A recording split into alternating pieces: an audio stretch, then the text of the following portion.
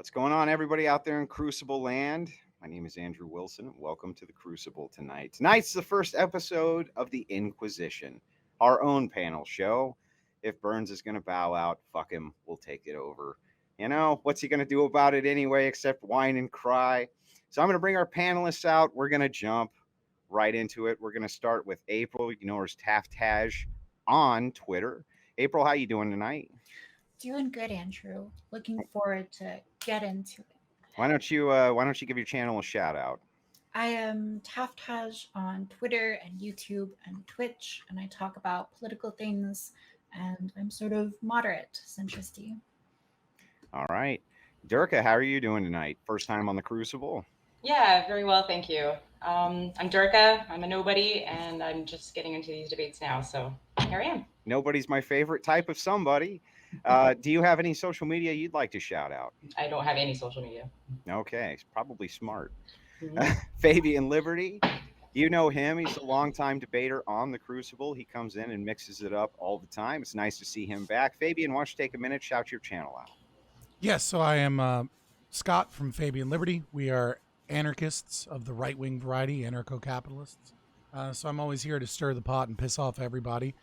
We've been doing a lot of stuff here lately, but we've been getting into interviews, which has been great. And tonight, I would like to announce to the internet for the first time, on Wednesday, the 27th, we will be speaking with Yaron Brook, chairman of the Ayn Rand Institute, hardcore-based individualists and capitalists, and probably one of the most famous objectivists in the world. So that should be fun. Who is... You're supposed to finish that. You know, you just left me hanging there, Fabian. Who is what? Who is? It's who is John Galt, Ayn Rand Institute. All right. You know, all right. I get the joke now. I get the joke. I'm sorry. All right, Zonia, how you doing? This is your first actual debut on the Crucible, though we've known each other for quite some time on the scene. Why don't you take a second, shout yourself out to everybody where they can find your garden.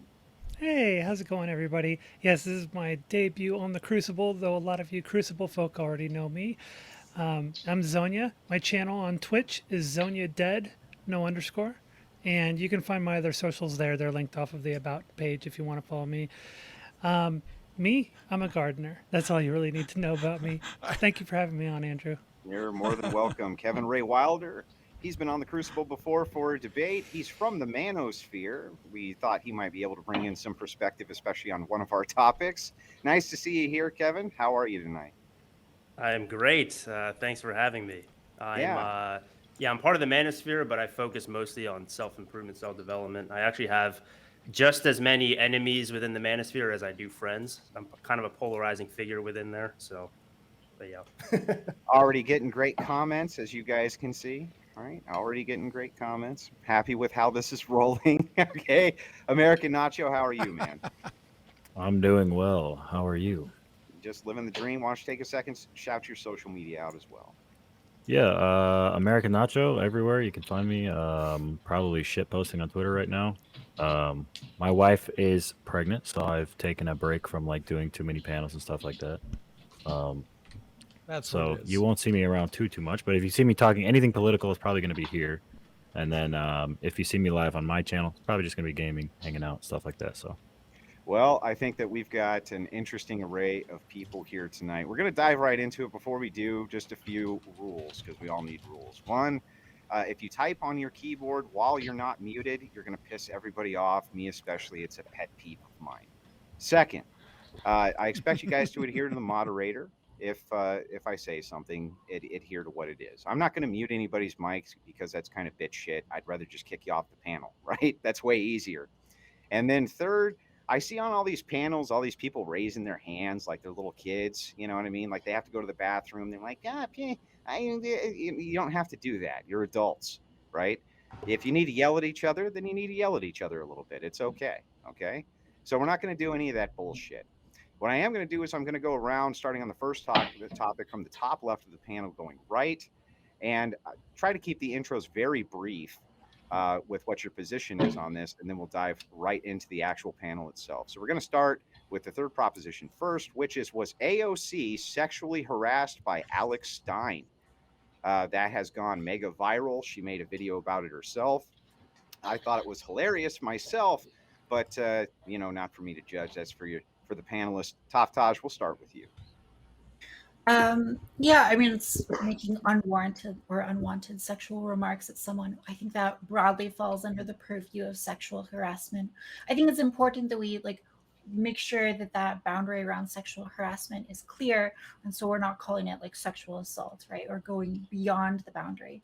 But as far as unwanted sexual attention that is, someone says they are not comfortable with and you continue doing it, I think that's pretty clearly sexual harassment. Zonia, you're up. All right. So yeah, I think it was obviously an attempt to make AOC feel uncomfortable sexualizing her and objectifying her, and obviously that's not something that she's going to be interested in or want, and it's minimizing of her value. And though you may disagree with her policy positions and the place that she occupies in our political system, you don't have to reduce her down to just her sexuality. That's kind of cringe. I would call that, I think that fits the definition of sexist or sexually harassed. Gotcha. Moving right to the right. Durka, you're up. So I actually found it really hilarious. I did. But it is sexual harassment. And yet it's from a comedian. Does she know it was from a comedian? I mean, if Will Smith was there, would he have gotten slapped, right? It's just kind of like, okay, they make jokes and you're in the limelight. I mean, it's going to happen.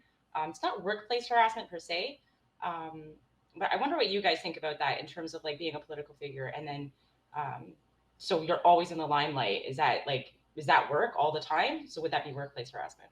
I don't know. Kevin, you're up. Bro, I thought that shit was hilarious. All right. I didn't even know what that was. When you sent me the debate topics, I was like, what? And then I was on a coaching call with one of my clients, and he brought it up. So I looked at it. I thought it was hilarious, man. No, I don't think it was sexual harassment. I think if that's sexual harassment, then also you'd have to say, if I was walking around, because I'm a personal trainer, if somebody was like, hey, you got big, juicy muscles, and I get offended and say that's sexual harassment, I wouldn't say that. So why would that be different with women? All right. And before we get to you, American Nacho, and we're not going to till last, which is why I just switched your place because I'm a prick, I wanted to let everybody out in the audience know that we do approve of super chats here. And if they are big enough, I will cut panelists off because I'm a jerk and a greedy capitalist, and it's my show. Fabian, you're up. Is it sexual harassment? Yes. Do I care? No. Fuck her. She's a politician. She's a tyrannical piece of shit, and we should make fun of her and jeer at her and deride her. And I have no problem making insane, asinine comments about her vagina if I wanted to. Why? Because she's a tyrannical piece of shit that lords that power over us. So when I saw the video, I decided to edit it with some Gucci Mane and Megan Thee Stallion and make an even funnier video because that shit is hilarious. And they should be happy that whilst they constantly try to steal our money and force things upon us and, bring about restructuring of the economy and bitching about student loans and how they want to steal more money from us, that we don't use violence defensively, and instead we just make fun of them and joke a little bit. It's hypocritical as fuck because the entire reason he was there was to make fun of multiple politicians, not just her. And it was mostly because of what she tweeted out, making fun of Brett Kavanaugh and saying, oh, did he not able to eat his souffle? So it's harassment for thee, but not for me.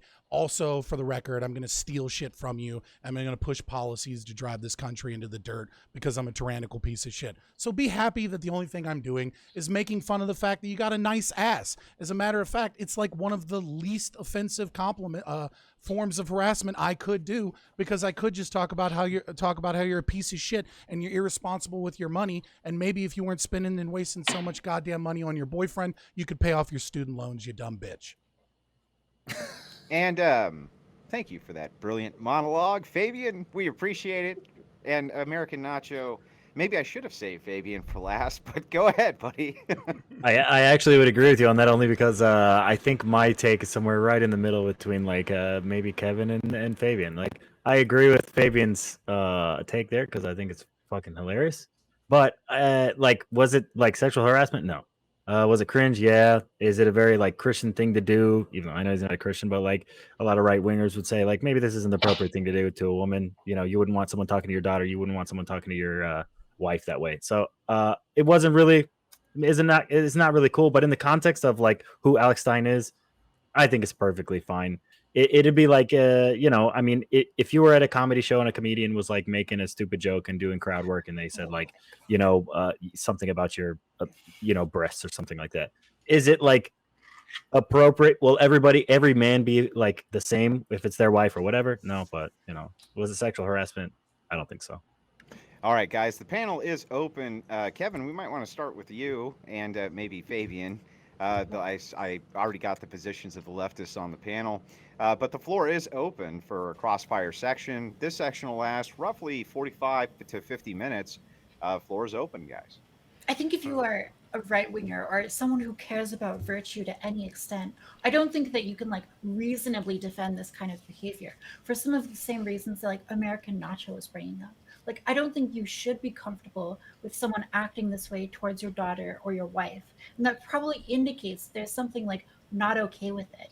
And even if like we dislike politicians, I think it's important to have some standards with how you critique them or make fun of them. And I think that probably yelling like sexual terms at someone in the street is not a good way of modeling a productive or pro-social behavior, even if you dislike the person. Yeah, I would say that I would say that even though the guy's so obviously he's a comedian, right? Not a very good comedian, but a comedian. And so he has his domain, which is to do, mocking type of humor is his kind of style, right?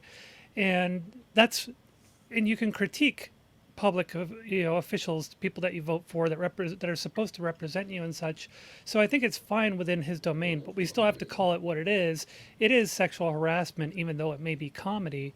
And the question is, do you, as a person who respects or claims to respect the value of individual human beings based on their contribution, and are you okay with just saying, oh, that's great, more power to the guy, I want to see more of that, I think it's great, I think it's hilarious.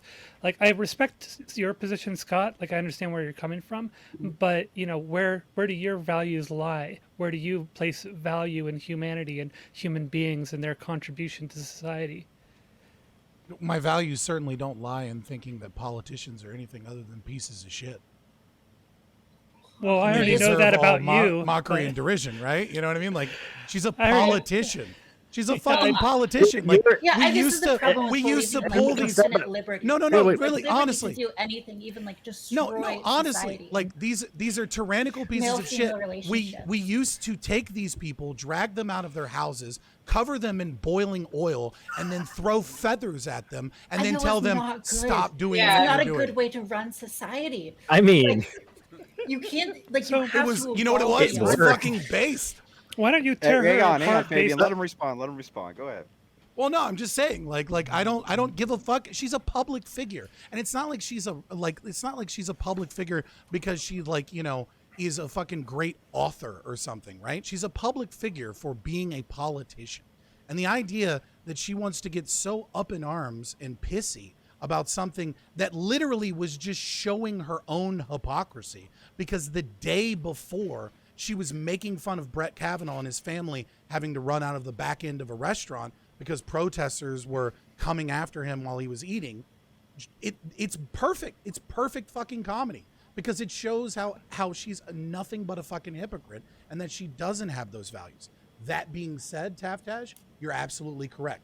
If you are the type of conservative that is out here saying, how dare Megan Thee Stallion and Cardi B come out with wet ass pussy, and how dare that be on the radio even in its clean version, because I can't stand that my children hear this, and then you're like cheering on and retweeting like someone making fun of AOC's body, then like, yeah, like I have questions about where your values lie. But Megan Thee Stallion and Cardi B are fucking sexy and their song is based, and so is making fun of AOC. Should I I, think- Can I say that Kevin was right to a the little end of that, yeah. accurate We here? shouldn't- That like if it was a man who was being complimented, like he would take it as a compliment, and it wouldn't be such a bad thing, and it would just be like he's a Chad, and he would So like I think there is a difference, especially if like I feel like it's gonna get there. If the person, if the compliment, so if someone was saying that as a fan of hers, it would have been a lot different. She'd been like, oh, True. thank you. You know what I mean? But like, since it was obvious that it's someone who dislikes her and wants to critique her, then it's like a bad connotation. Well, Yeah, yeah, right. What she But thought does was that make that sexual Hang on, harassment? guys. She- Hang on, one at a time. I- We can't hear anybody. We're going to kick it over to Taftaj, but maybe you can respond to the super chat while you're at it, Taftaj. Just commenting on someone's looks and appearance equate sexual harassment. Yeah, no, it doesn't. And this is the kind of thing that I think people are not understanding in this discussion. If I go to someone who I'm like in a sexual relationship with and I compliment their looks, like if I say like, you know, rather crass things about their appearance and say that like I like their butt and whatnot, that's not sexual harassment because there's already an agreement between us that that kind of thing is okay. And so even like if I were to go to someone in the gym and be like, dude, nice muscles, like you look huge, I think that's great. I also don't think that's sexual harassment. It becomes sexual harassment when you continue to do it when the person is uncomfortable and giving you signals that they're not wanting you to do that. So I Okay. think that's the line. Okay, here, but is like, What Yeah, about, she- what about she people wasn't making fun giving of, those like, signs. Trump's, like, Part of like, protesting that like, Democrats like, agree with this definition of is to make politicians uncomfortable. And this wasn't anything that was like, if he was to Okay, say I'm not a like something Democrat, so I like don't know. talking about her figure and saying like, oh, you have a big booty Latina, whatever, and he was to be pressing that and saying like, oh, you know, and continuing to catcall and saying like, oh yeah, I would like to do this or this or this or this. Then I would maybe start putting that into the category of like, yeah, this is sexual harassment. Like, is this creeping and following her around? She's Well, he surrounded did by that. security. People are walking up with her. Yeah. She's surrounded by an entourage of people. She's not in any type of danger. The only thing that made her uncomfortable was the fact that he called her out for killing babies. Well, No, he and really followed her quick, up that's the not true. stairs and Taftaj. repeatedly said it over Yeah, and over That's and over not again, true. right? Like, So that the you're camera continuing could to take follow it hold without on. a So track. I wanna Taftaj correct just said that misinformation if real she quick. feels, if she feels uncomfortable, it shows that she's No, uncomfortable. if she and you should expresses stop, it. right? Yeah. So like if I were Did to she compliment express you, that in that? I mean, she literally went Well, over and it's said like, coming- hi, like Yeah, both I was coming just about back to say that's and doing the misinformation. peace sign. Is Give that Kevin the floor uncomfortable? for his question for a second. Go ahead, Kevin. Yeah. Well, I was just gonna say the video that I saw when he was taking that selfie, like she heard him or whatever, and then she came over to like be part of his selfie. She didn't say, "Hey, could you stop?" or whatever, right? So just based being on what you sarcastic, just said, yeah. that wouldn't be sexual harassment. yeah, I think that like if Kevin or if Alex Stein basically like was in the situation and really believed that like she was giving him like good signals to like continue saying that, then I don't think that it counts as sexual harassment. Like if I were going up to you in the gym and being like, your muscles are amazing, and like you indicate that's positive, but then like I keep saying it and like you're trying to get away from me and I keep like harping on the size of your muscles. That's I not think what happened, though. eventually- That is what happened, Yeah. though. That's what No, happened no, in no. the video. Alex Stein stayed in the same place the entire video. Have you No, seen he the video? followed. Did He you No, watch walked follows alongside her. her, Hang on, following her up the does he? stairs. American Yeah, Nacho, can you turn yourself down there's just a longer little bit? video. You might have yeah, only I can seen try. the Hold end of it. So like, Yeah. I think that that's like the point where it progresses can't- to sexual harassment. Sorry, I can't turn myself down on this through this. Also, like what do you guys think about like when I can people move the like mic. make fun of someone's appearance? Like I don't like Trump, but like everyone makes fun of his appearance and like blasts it everywhere and makes fun of it. Like, should these people be up for ridicule in any regard? You know? Yes, I would Yeah, they also sign I up would for also double down and say that when Hassan made fun of Dan Crenshaw and talked about you know, Iraqi individuals like fucking his eye hole, that shit was hilarious, and all of these people bitching about it because oh no, he came after the right and you can't do that was fucking cringe. Well, I think what it shows is it shows an inability to actually dismantle someone's positions and critique them in any kind of fundamental way besides just attacking their appearance. So Really? I'd say the same for Hassan, same for Alex Stein. Well, in Alex Stein's case, he's a comedian. Hassan is not a comedian. Hassan is somebody who does commentary and critiques of these things. No, He's an it's a entertainer, he's a distinction. streamer. Like if you're a comedian, you suddenly get like a free pass to do anything. No, like what's okay No. for like No, I commenters would is okay for comedians. I and would vice say that versa. they're insult comics, so they actually operate in a class of comedy, right? So insult comics will go after people's appearance. I think we need to be careful because, like, when we say it's sexual harassment, we're not saying it's sexual assault. We're not saying it's rape. And so, like, the level of badness here, like, needs to be very specifically defined. AOC is hopefully like not walking away from this traumatized. And if she were walking away traumatized, I think that says a lot more about her than about what Alex Stein is doing. So I think we need to expect people to like be able to deal with things that are like negative in their life, right? And not like shield them infinitely from it. So I don't think that like there needs to be laws against, you know, calling someone like a big booty Latina. I don't think that that's like the appropriate solution. But the appropriate solution is to be like, this behavior is not okay, and you know, leads to this like erosion of, you know, public decorum that we need in a society to be healthy. Yeah, Well, no, hang Charles on, Sumner. hang on, We're bringing hang on, Charles hang Sumner. on, hang on. So here's what we've got. What we've got is Durka wants to get in, and it looks like Durka's got some pretty good points. And I'm going to let her duke it out here with Fabian for just a minute. I got them right next to each other on the panel. One of the questions that came up for $5: politicians don't deserve empathy; they deserve treatment like that of a cockroach. Republican and Democrat alike. Wasn't really a question, but a statement that I think half the panel at least can agree with. You two can go at it here. Go ahead. Well, like, no, like, I think human beings, like, they should not, like, if that's your profession, that you're going to be in the limelight, it doesn't mean that everyone is allowed to ridicule you based on your appearance, based on your age, like, all the things. It shouldn't be like a free pass. We should be trying to bolster people to get into these positions. And they shouldn't have a fear that they're going to be like dragged through the media because of like one time they farted in public and it was like awkward. Like, you know, they're human beings. We all are. And hopefully we'll have some really good politicians one day. You know what I mean? So, but I just want to add in there, it was a little racist at the same time too. I think he said something about tacos at the end. Like, it's just Hot, like, hot, like a tamale. oh, a hot tamale. Hot Yeah. like a tamale caliente. Yeah, it was like, come on. Yeah. Yeah, no, I just like, look, you know, I believe in the non-aggression principle. The fact of the matter is that this person has aggressed upon all of us over and over and over again by sheer fact of her being a tyrannical politician. The fact that I make fun of this person why is online. she a tyrannical politician? Well, I doubt that you're going to agree with my position as an ANCAP, right? But at the very least, you would have to recognize that she's definitely a politician that wants to tax people, that wants to restructure the economy, that wants to take people's money so that they can pay for other people's student loans. They want to take people's money so that they can, you know, have a green energy revolution. Like, all of these things are forms of theft and violence against me. And the idea that like a public figure, right? Because it's a form of charity for others. Like, you can see it's it not either charity way. if you have to like, steal. Is it coming from a good place or not? Charity is not theft. I can't steal That's from kind you. of what I'm saying. Like, I can't come into your house. I can't come into your house. I want good roads so I can get to the hospital, but I can't afford to build them on my own. That's a huge job. So we need the government to set something up. No, we to don't. tax the people. That's so we insane. all That'd be like collectively that'd be Let's like not me get into saying this that'd be like me Okay, saying but I like- have the. That'd be like me saying I have the It's power. not tyrannical to have social programs. It is. Period. But it is absolutely. You're not going to it's theft. convince him otherwise. But like so. that'd be like me coming into your house, stealing your TV, and then you saying, "What are you doing?" Be like, "No, it's charity. I'm giving it to someone that needs it more than you." Like, no, you'd be like, "Fuck off. Get out of my house. This is mine." That's not the same thing.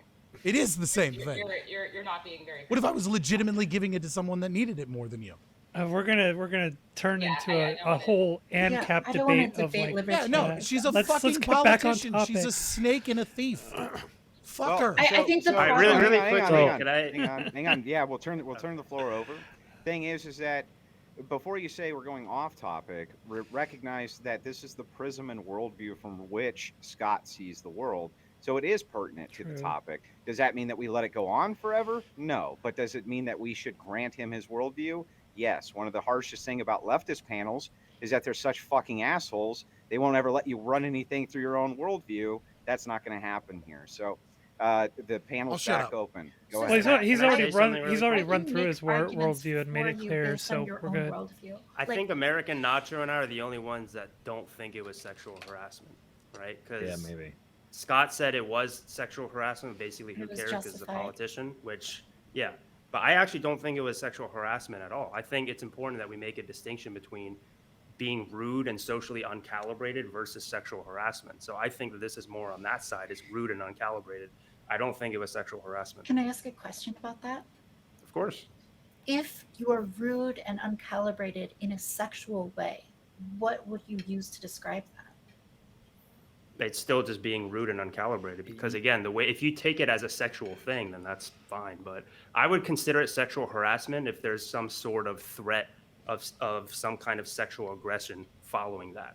Okay, But yeah. if you're so, just saying something, then I feel So like I this would is say like that a if sex, it- to say it's like if you're sexual in an harassment is like argument- on the way to like being sexual assault. Like this is something where somebody is like going to like Exactly. catcall you, follow you for like a block, and be like, "Yo, mommy, let me have your number," like whatever, Right. this and that. The third, like, this is not in the context of who Alex Stein is. I think we can all understand that like this is not He's not sexual going to do harassment. that. Like, So like if you're having an argument or disagreement with someone and then you resort to being like N-word, you're not harassing them. You're being rude and racist. So You are he's harassing he's them, being though. sexist.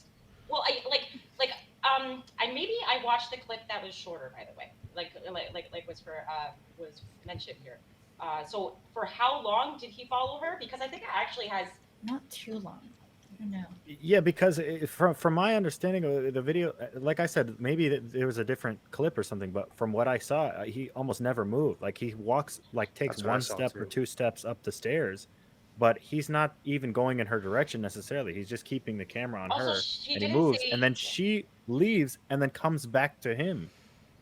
And So I'm not sure she didn't say how- stop until the one time, right? So and then he persisted a little. I don't remember. No, she that. came up to him and she gave him the victory sign and said, "Did you want a selfie?" She had no idea that he had said the killing babies thing. Yeah, I She was don't too think far he- away. she So heard she him. thought he was a fan that was just complimenting her, and she appreciated the compliment until later she recants and lies and says, "I was actually going up there to punch him because Capitol Police Yeah. wouldn't stop him," because she's a liar and a piece of shit politician like they all are. And she proves it again by trying to now reclaim the sexual harassment when at the time that the entire incident occurred, she thought it was a compliment and she appreciated the compliment. And I concur with Scott on this as well because I saw the same thing. It was, Of course. it was an obvious be lie fair, that she was claiming. not- to- Hang on. Let fun. Zonia finish, Scott. Let Zonia finish. her claiming to go up to punch him was an obvious lie, and that was pretty.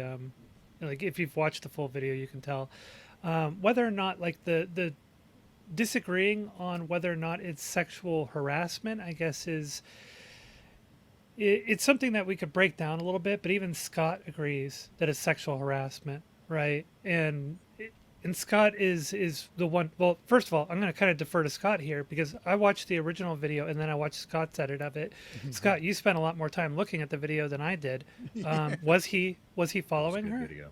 I don't think he was really following her. I think he might have it looked like he took a step up. And again, it looked like he was keeping the camera on. The reason But it wasn't like multiple. the reason that steps. I would say it wasn't. The reason I would say it counts as sexual harassment is not the initial behavior, but the behavior afterwards, right? He's called out for it. She says she doesn't want that attention. He doubles down and continues to spread it on the internet. And I think the culmination Sure. and the culmination of reposting it, retweeting it, putting it out there of sexual comments that she clearly doesn't want about her could be defined as sexual harassment because it's persistent. Now, she's a Right. public figure. She's a politician. I think it's fair game. I also think the fact that he went up to another person the same day in the same place and, another House Representatives member and said, do you like Hunter Biden's taste in prostitutes? And kept asking him that question. And the fact that he went up to a rhino and started attacking him on his record shows that this wasn't some targeted campaign against AOC, but his behavior afterwards is sexual harassment. I just think it's fair game. So they should have no protection, like in workplace harassment, right? So,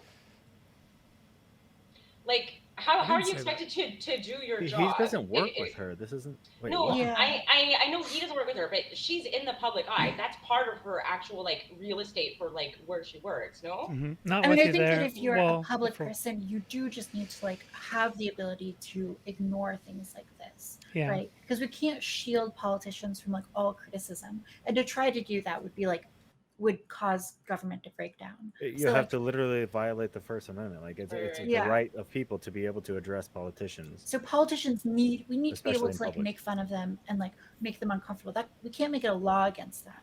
But I think that we can say that like at least, Scott, like you're saying that like politicians, they've violated the NEP and therefore like you have the right to aggress back on them, sexually or otherwise. And so like I would say that even from within your worldview, to engage in this kind of like, sexual harassment against someone is like not the kind of victory that is tactical. It's not the kind of thing that allows you to like win any ground in liberty.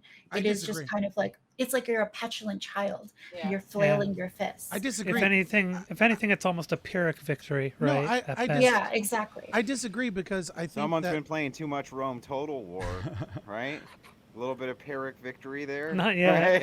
Right? Though, if you're recommending it, I'll definitely play it. No, I think I disagree, and the reason that I disagree is that I think that we tend to look at political movements as a monolith, and like we idealize that like as a praxis, the praxis that we do as like representative of the exact values that the movement we hope espouses. When I think tactical victories come from multiple different attack vectors, and I think that by doing, if he had gone further, right, and people had celebrated it, and she hadn't reacted, then no, it would have been a tactical loss, right? Because he would have looked like an immature child. He would have looked like a piece of shit that was just harassing her for no reason. But the fact that she showed her hypocrisy with this stance, both before and after, might not be something that the more cerebral-minded individuals in a liberty movement might appreciate. But I think a lot of people see her reaction and see the tweet that she had about Brett Kavanaugh and see the actual incident as like kind of harmless and funny and go, wow, these politicians are all fucking lying hypocrites, just begging for attention like the narcissists that they are. And that, I think, is a victory for some people in terms of Kevin, why don't you shut up? All I hear is you yapping and yapping and yapping. Get in there. Sorry, man. I'm too Get in polite. Yes, I think intention matters a lot. So I think somebody said earlier, like so let's say this, for example, if this guy said what he said to AOC, but he was actually like on the left, would that not have made it sexual harassment? Like, it seemed like she really enjoyed the one part, which was like, oh, nice dress. Like, didn't even faze her, honestly. She's like, yeah, it's a nice dress. I know. So I chose it. But then it went too far. So, like, She was in a pantsuit. Like, No, I think she was in a dress. Oh, it was a white dress. She was in a dress. Was it a dress? Queen. It was like a Queen beige dress. They're all terrible. Okay. But regardless, would that have been okay if he was like an ally of hers? Because if I we're think going she by might have thought it intention, would be okay. Maybe we're not sure because we don't know. Like that's not what took place. This was obviously an attack. You know what I mean? So I think my line is specifically- always like, if sexual she's harassment. expressing discomfort. And I it think maybe continues. specifically as far as AOC goes, she might have called it sexual harassment anyways, because any chance to be the victim is good for her. Yeah, But probably. because she does nothing, like she's politically ineffective. But No, I don't Paul- know if I don't know if like I mean I can't believe that Fabian, I can't believe Scott you would even imply that AOC is not cerebral minded. Okay, but I don't know how she got her bachelor's in economics. That's what I'll say. So the thing is, I just lost what I was going to say. Somebody else go. well, I just Okay, feel so- like at what line I still am confused about this. I think it's important. It's at the crux of the whole everything we're talking about. Like, at what line is it? When does it cross over from rude to sexual harassment? I think it's Remember, it's a Taftaj, clear line. You said When they okay, like it's a clear line. Okay, go clearly- ahead. Yeah, I think when it's they're a clear expressing line. discomfort. Right, like and Taftaj and I are agreeing here. I think right, like the line is fairly arbitrary and subjective when you talk about the initial confrontation. But once someone says that they're uncomfortable with it and you continue the behavior, it's no longer arbitrary. It's no longer subjective. They've Well, told did it you look that they like she don't was saying want that? this. Well, no, Yeah, I during think the she said incident, that. she didn't. And during the incident, Yeah. she was like throwing up the victory sign, asking if he wanted a selfie. But online, right, where he continues to repost this video and where he continues to laugh at her and make fun of her, and where she also, was tried to get him canceled and did get him canceled from a DC comedy show. So she's coming after him and his livelihood for it, right? But regardless, there's a back and forth exchange there where she's saying, I'm not comfortable with this. And he's continuing to double down on the Yeah, behavior. that's when he should just. I just don't care. Yeah. right? Like, but I think it does make a definition okay, of sexual I- Yeah, harassment. but That's she, what I'm but trying she to find. also Like, where is posted a this? video. Where is this back and forth where she says like audibly, like in the video clip, that she's uncomfortable? I watched it while I'm not saying it's later No, it's on in after. social media, It's she literally was like a asking, 40-second clip please- of this thing, right? It's but I'm after the saying, like, fact. we can see this. Like, she walks back up and she like throws up the peace sign, asking if he wants Right, a she was selfie. saying, Like, stop that. That's disgusting. That's what she should have said. I mean, Yeah, but she it's didn't. bullshit. I mean, She it didn't- was I don't bullshit think here, she it was did. bullshit Yeah, at the is the Capitol. It was thing. Yeah. bullshit whenever she said that, like, oh, she wants to create jobs for New Yorkers, and then she denies 50,000 jobs. It's always been bullshit when it comes to AOC. I don't know why everybody thinks she's this like intellectual, like whatever the fuck she is. This is AOC I is think the anyone's literal saying like epitome of like what would happen if you get one of these idiot like talking heads that are online and actually put them in a position to actually be able to do something in office. I remembered what I was going to say, by the way. It was responding to you, Nacho. Is that politicians in general are going to milk these things no matter what, right? It's not just like an AOC thing. It's not just a Democrat or left thing. Sure, but it's Just in- especially been bad with AOC. It's Trump did the part same of- thing with the it's Kathy part Griffin of head thing. their. It's part of Well, their we're talking about AOC. so- cringe-inducing toolkit, right? They're all going to leverage the toolkit to its fullest potential. Maybe disgusting, but it's still a look, fact. Look, Right, I so it can't doesn't- speak for what happened after with the whatever posting online, but the incident itself definitely was not sexual harassment, in my opinion. I'm I don't starting have to it- I don't doubt have an that the opinion on what incident happened itself is not as after. well. Yeah.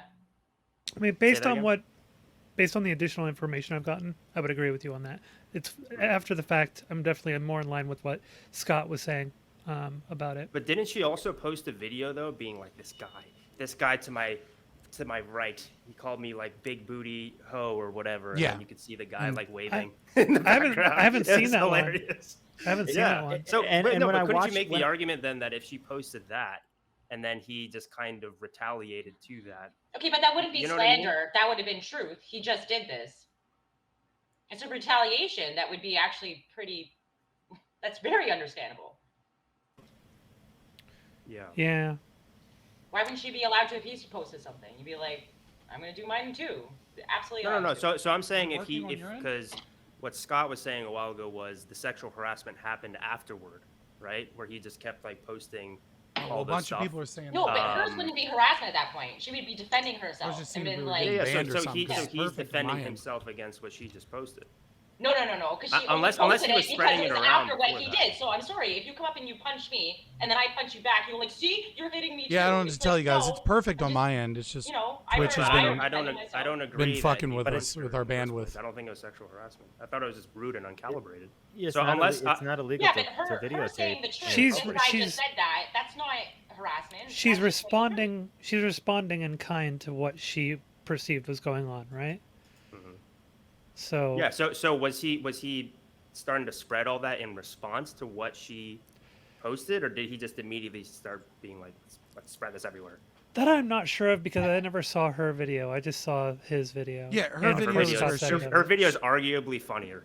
Yeah, like Well, her, to- her to give video. you- Him to waving in give the the panel background. the recap on the actual video itself, and if you need it played, we can pull it for you. But I can give you the recap. Before I do, Hydronic Bear sends in Canadian $5, which we all know is phony money, but we take it anyway. He says this is not loonies and toonies, even though we all know it is. It's 8 quarters, 16 dimes, and 28 nickels. Well, we'll take it, you fuck. We'll take it. But we know it's phony money. Now, back to the AOC shtick. So what happened is, after the initial confrontation, AOC made a video, and what she said was, politicians have no protection whatsoever against this type of behavior. People can harass us in the street. Nothing can be done. This led to actually Bill O'Reilly setting out a tweet saying, hey, we need to pass extra and additional protections for politicians immediately, which he got a lot of flack for. So maybe we can roll into that aspect of it, and we can try to understand that that was really what her concern was, much more than even the sexual flagging was, or whatever you want to call it. I'm just using that to try to be as neutral as possible. But that's what the concern was for her in that video, is there's no protection for us whatsoever. I do not want to provide politicians any more protection than they already have. I agree with What did Zonia. she want? I think- Protections I of think- I words? apologize for my statement earlier because that is way more authoritarian, and I think Yeah, I would just say that I think politicians have all of the protection they need so long as they don't fuck with the Second Amendment.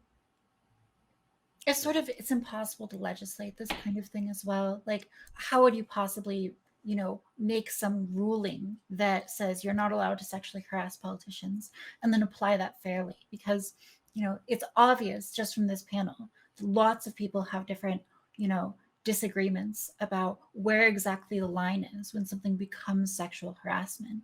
And so the fear, of course, is that if you create like rules about how you interact with politicians, that's just going to be weaponized to stop all criticism of politicians.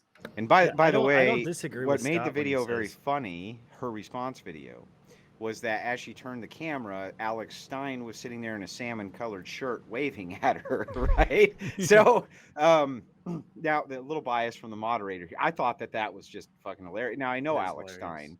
I've talked with him multiple times, been on the program. I just think he's a funny guy. But the point that she was making more directly than anything is this type of harassment happens to her often, and there's just no protections for her whatsoever. So that I hope that kind of contextualizes what her response was, and if it doesn't, I can play the video. Well, if you're one of the leaders of the country, shouldn't you be able to handle that type of stuff? Like, I'm sorry, I don't want anyone who's like leading the country in any sort of way to be like, oh, somebody said mean words to me. It's like, We don't want them unless to be there's doing some that. unless there's some sort of actual like threat underneath what she was saying, or if he said something like, damn, that juicy booty, I'm gonna come get that ass, like, Right. and then he starts walking toward her, then yeah, that's something. But if Right. he's Yeah. just saying words toward her, Yeah, maybe there's a politicians point have that problems all the good. time Yeah, based so on that's their what physical that's what appearance what I was usually. trying to say. Was that I don't necessarily disagree with Scott because he says or because he's saying that like politicians can't be like, because I don't think that politicians should be harassed. Like, I think that politicians should be harassed when they're not doing the right job. I don't think they should be harassed just because they're politicians, and so we maybe disagree there. But I would, like, every politician, if you're out in public especially, you have the First Amendment right in this country to harass politicians, and left wingers have been vehement on this, like that you should be. I mean, you have plenty of sitting Democrats currently that are talking about how you should get, what was the saying? You should get up and get in these people's faces and let them know that you don't appreciate what's going on with Trump. All the stuff that was being said during Trump. They basically wanted you to go out and tell not just the sitting politicians on the right wing or Republicans, sitting Republicans, but they wanted you to tell supporters as well. So I mean, and to some degree, I don't disagree with that necessarily, because, like I said, the First Amendment plays a role here. So I don't think really that know. you I don't think there's anything to be shouldn't changed necessarily. sexually harass politicians, though. And like, it's not good if Brett Kavanaugh can't We leave his disagree to house. disagree, because This I is- don't agree Right. that this is. I I wanna think this point is out- as an ought, right? This is as an ought, Yeah, not so, like- necessarily like legislative or anything. I want Yeah, to again, point like I out. said, like, we can't really create laws around this that would, we could be confident wouldn't lead to tyranny. But like, I think we can clearly make like cultural prescriptions of like, you shouldn't sexually harass politicians. It's Starting like, to sound like a right winger. I like it. yeah, exactly. Like, I don't think it's good to engage with people in that way. I think it's I Wait, wanna- degrading. I wanna point out. I think a I lot wanna of our point out history has real- been like little comic strips forever, like mocking, like outright mocking the politicians, and like there's been comedy in Absolutely. politics for forever. Yeah, Yeah. but I I don't want to think point that out. you I should want like to. follow wanna point Kavanaugh out- like I wanna- out of his house though. And let me prevent him just from doing read, things. because I yeah. think people are forgetting the context here. The whole reason that he was there was to make fun of multiple politicians, AOC herself included, for making fun of the fact that Brett Kavanaugh and his family were having dinner at a restaurant. Protesters showed up and were threatening violence against him, and his family had to leave out the back door and had to get the staff to like find a way so that he could escape, so that he wouldn't be in trouble. And her response to this incident was, and I'm quoting her tweet, "Poor guy, he left before his souffle because he decided half the country should risk death if they have an ectopic pregnancy within the wrong state lines. It's all very unfair to him. The least they could do is let him eat cake." Well, like actually, she's was he on a- inviting was and he on a- It's encouraging like this hold on. behavior. whataboutism. Like, Hold on, what was he on about a- Brett Kavanaugh? Yeah, it's bad. No, Like, no, you no, no, shouldn't no, no. do It's that. not. I No, wanna no, no. This know- is not a I- whataboutism because this is specifically something that It was AOC a- advocates for No, herself. It was a- no. and it was a but what response. I'm Like, saying I is know. that neither of these things are good. This is okay? not whataboutism because No, I can I've got a also question. AOC support. based is, off of her like, beliefs. No, for this is no. I'm Being gonna wrong for this I'm doesn't gonna defend justify this. Also harassing. No, no, no. I'm going to defend this false accusation that I'm engaging in whataboutism because my position is very clear, which is that I also think you ought to be able to harass the fuck out of Brett Kavanaugh, and I would absolutely do so for his decisions you on agree Scott, with Scott, AOC. Scott, You Scott, agree with are her you on twisting this. your nipples, bro? Oh, so bad. I was trying to fix I was trying to, like, the buttons were, like, coming undone on my shirt. I wanted to make He's sure that very you weren't excited trying to about fix that. Watch something. politicians Politicians. torture porn. I'm sorry. right, It gets me. I have a thinking question about, for Thinking Scott. about fucking with politicians just gets me so hot. I've had just Scott, I got a enough- question just for you. enough whiskey What- to be enjoying that, Scott. Was the restaurant that Brett Kavanaugh was chased out of, was it a fine dining restaurant? I mean, probably. It's fucking Brett Kavanaugh. Dude's loaded. I don't know. Okay, then I'm wondering why it is they didn't actually genuinely tar and feather the guy. They should have done that. Dragged him through the streets. Do you support the same for AOC? Absolutely. Let's go. Let's go. I made one convert tonight. Tar and feather Hey, politicians. that's not a again. convert. This has been my position for a long time. All right, let's go. Just don't sexually harass them, but do dump boiling oil on them and then cover them in feathers. Okay. In a video game. Okay, we disavow. Everything's disavow. Everything everybody fucking In a says video is game. disavowed. So now that we're all done with the disavows, we have to move on to the next topic, and we do have a Hey, bonus topic. Emperor I threw it Doomsday, in at welcome to the end, and I Silver didn't tell Coin anybody, 'cause Club. fuck Let's all of go. you. It's my panel. But I want to close off with everybody one at a time before we get to the next one. And we'll do this in reverse order. Durka, why don't you go first? Give us your closing. You can take 2 minutes if you need to. No, I don't need to. I think Durka, now, I said take 2 minutes, Durka. okay, I think now it's not sexual harassment. It was a This is sexual. such a better comment, panel. Because apparently, like Because I'm of the Canadian active and this is all moderation. important to me, but you know, it's It's okay fostering, to harass like, and good make fun of the communication. politicians. It's not their work. They Even do if it things, is right? just like So laughable. fine, it's not sexual harassment, but with like afterwards, like when you're asked to like not put it on social media and then repeatedly posting it everywhere and making it a big thing. I mean, yeah, I guess that's harassment now when it's requested to not do that. But again, I'm thinking Canadian wise, and it's like maybe America's totally cool with this. Like, yeah, I don't know. What is it with all of you fucking Canadians in my politics? All the You time leave these with sweet you fucking Canadians alone, Canadians. Andrew. You're always here. I just read the Constitution like a week ago. I was like, this is interesting. I totally didn't understand it at first, Every but yeah. fucking time I turn, there's another Canadian. You know, the guy who you were talking with in the background, he's a fucking Canadian. You're all Canadians. I don't know. I think that you guys, that the real conspiracy is the Canadians are trying to take over the United States, not the Chinese. Maybe we were. Kevin, you're up. Go ahead. Yeah, I don't think it was sexual harassment at all. And even if it was, I do think that, let's just say that it was, I think politicians should be held to a higher standard in the sense of like taking that on because they're public officials. And again, I don't consider it sexual harassment in the first place unless there's some sort of threat of actual sexual aggression following that. I mean, she had a bunch of security around her and all that stuff anyway. And I think it was just one giant virtue signal from her, just because. And I don't even think she actually thought she got sexually harassed. She just wanted to use that opportunity to, I don't know, for clout. Zonia, you're up. Yeah, so with more context, I don't think it was sexual harassment, the initial incident. So I'm agreeing with Scott on that. I didn't have the full context. So one thing I do think is I think that this is something that we ought not do, right? But that doesn't mean that we can't do it. And I think it's also to be expected that people are going to harass and heckle and insult politicians. And I think it's okay for them to be put in the spotlight in a negative way. But if you want to actually dismantle the politicians that you disagree with and the ones that you have a problem with or you don't like the policies of, it's effectively just admitting a loss when you resort to these kinds of tactics. It's basically saying, I have no ability to actually debunk your positions, your policy positions, etc. So I'm just going to resort to grade school insults and grade school tactics to, basically go neener, neener, neener, right? It doesn't really accomplish much at all. It just kind of demonstrates, it's like a self-report on the fact that you can't actually dismantle their positions and make them look bad for their policy positions. And that's all I have to say. Nacho, you're up, buddy. Okay, yeah, it's not sexual harassment. As First Amendment is based. Don't forget, you are a constituent, and your representatives are your constituent. They make up a larger body that represents you, and you make up the larger body that votes and represents, or that helps them get into office to represent you. So it's always okay to address them, although I would disavow like political violence. I think it's ineffective, and it always has been, it always will be, and it's regressive.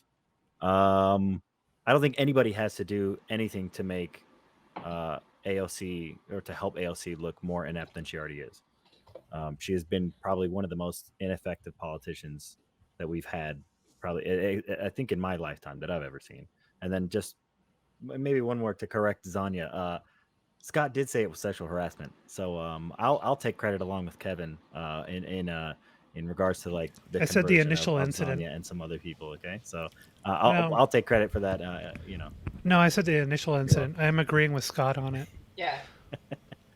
All right, So- Scott, you're up, buddy.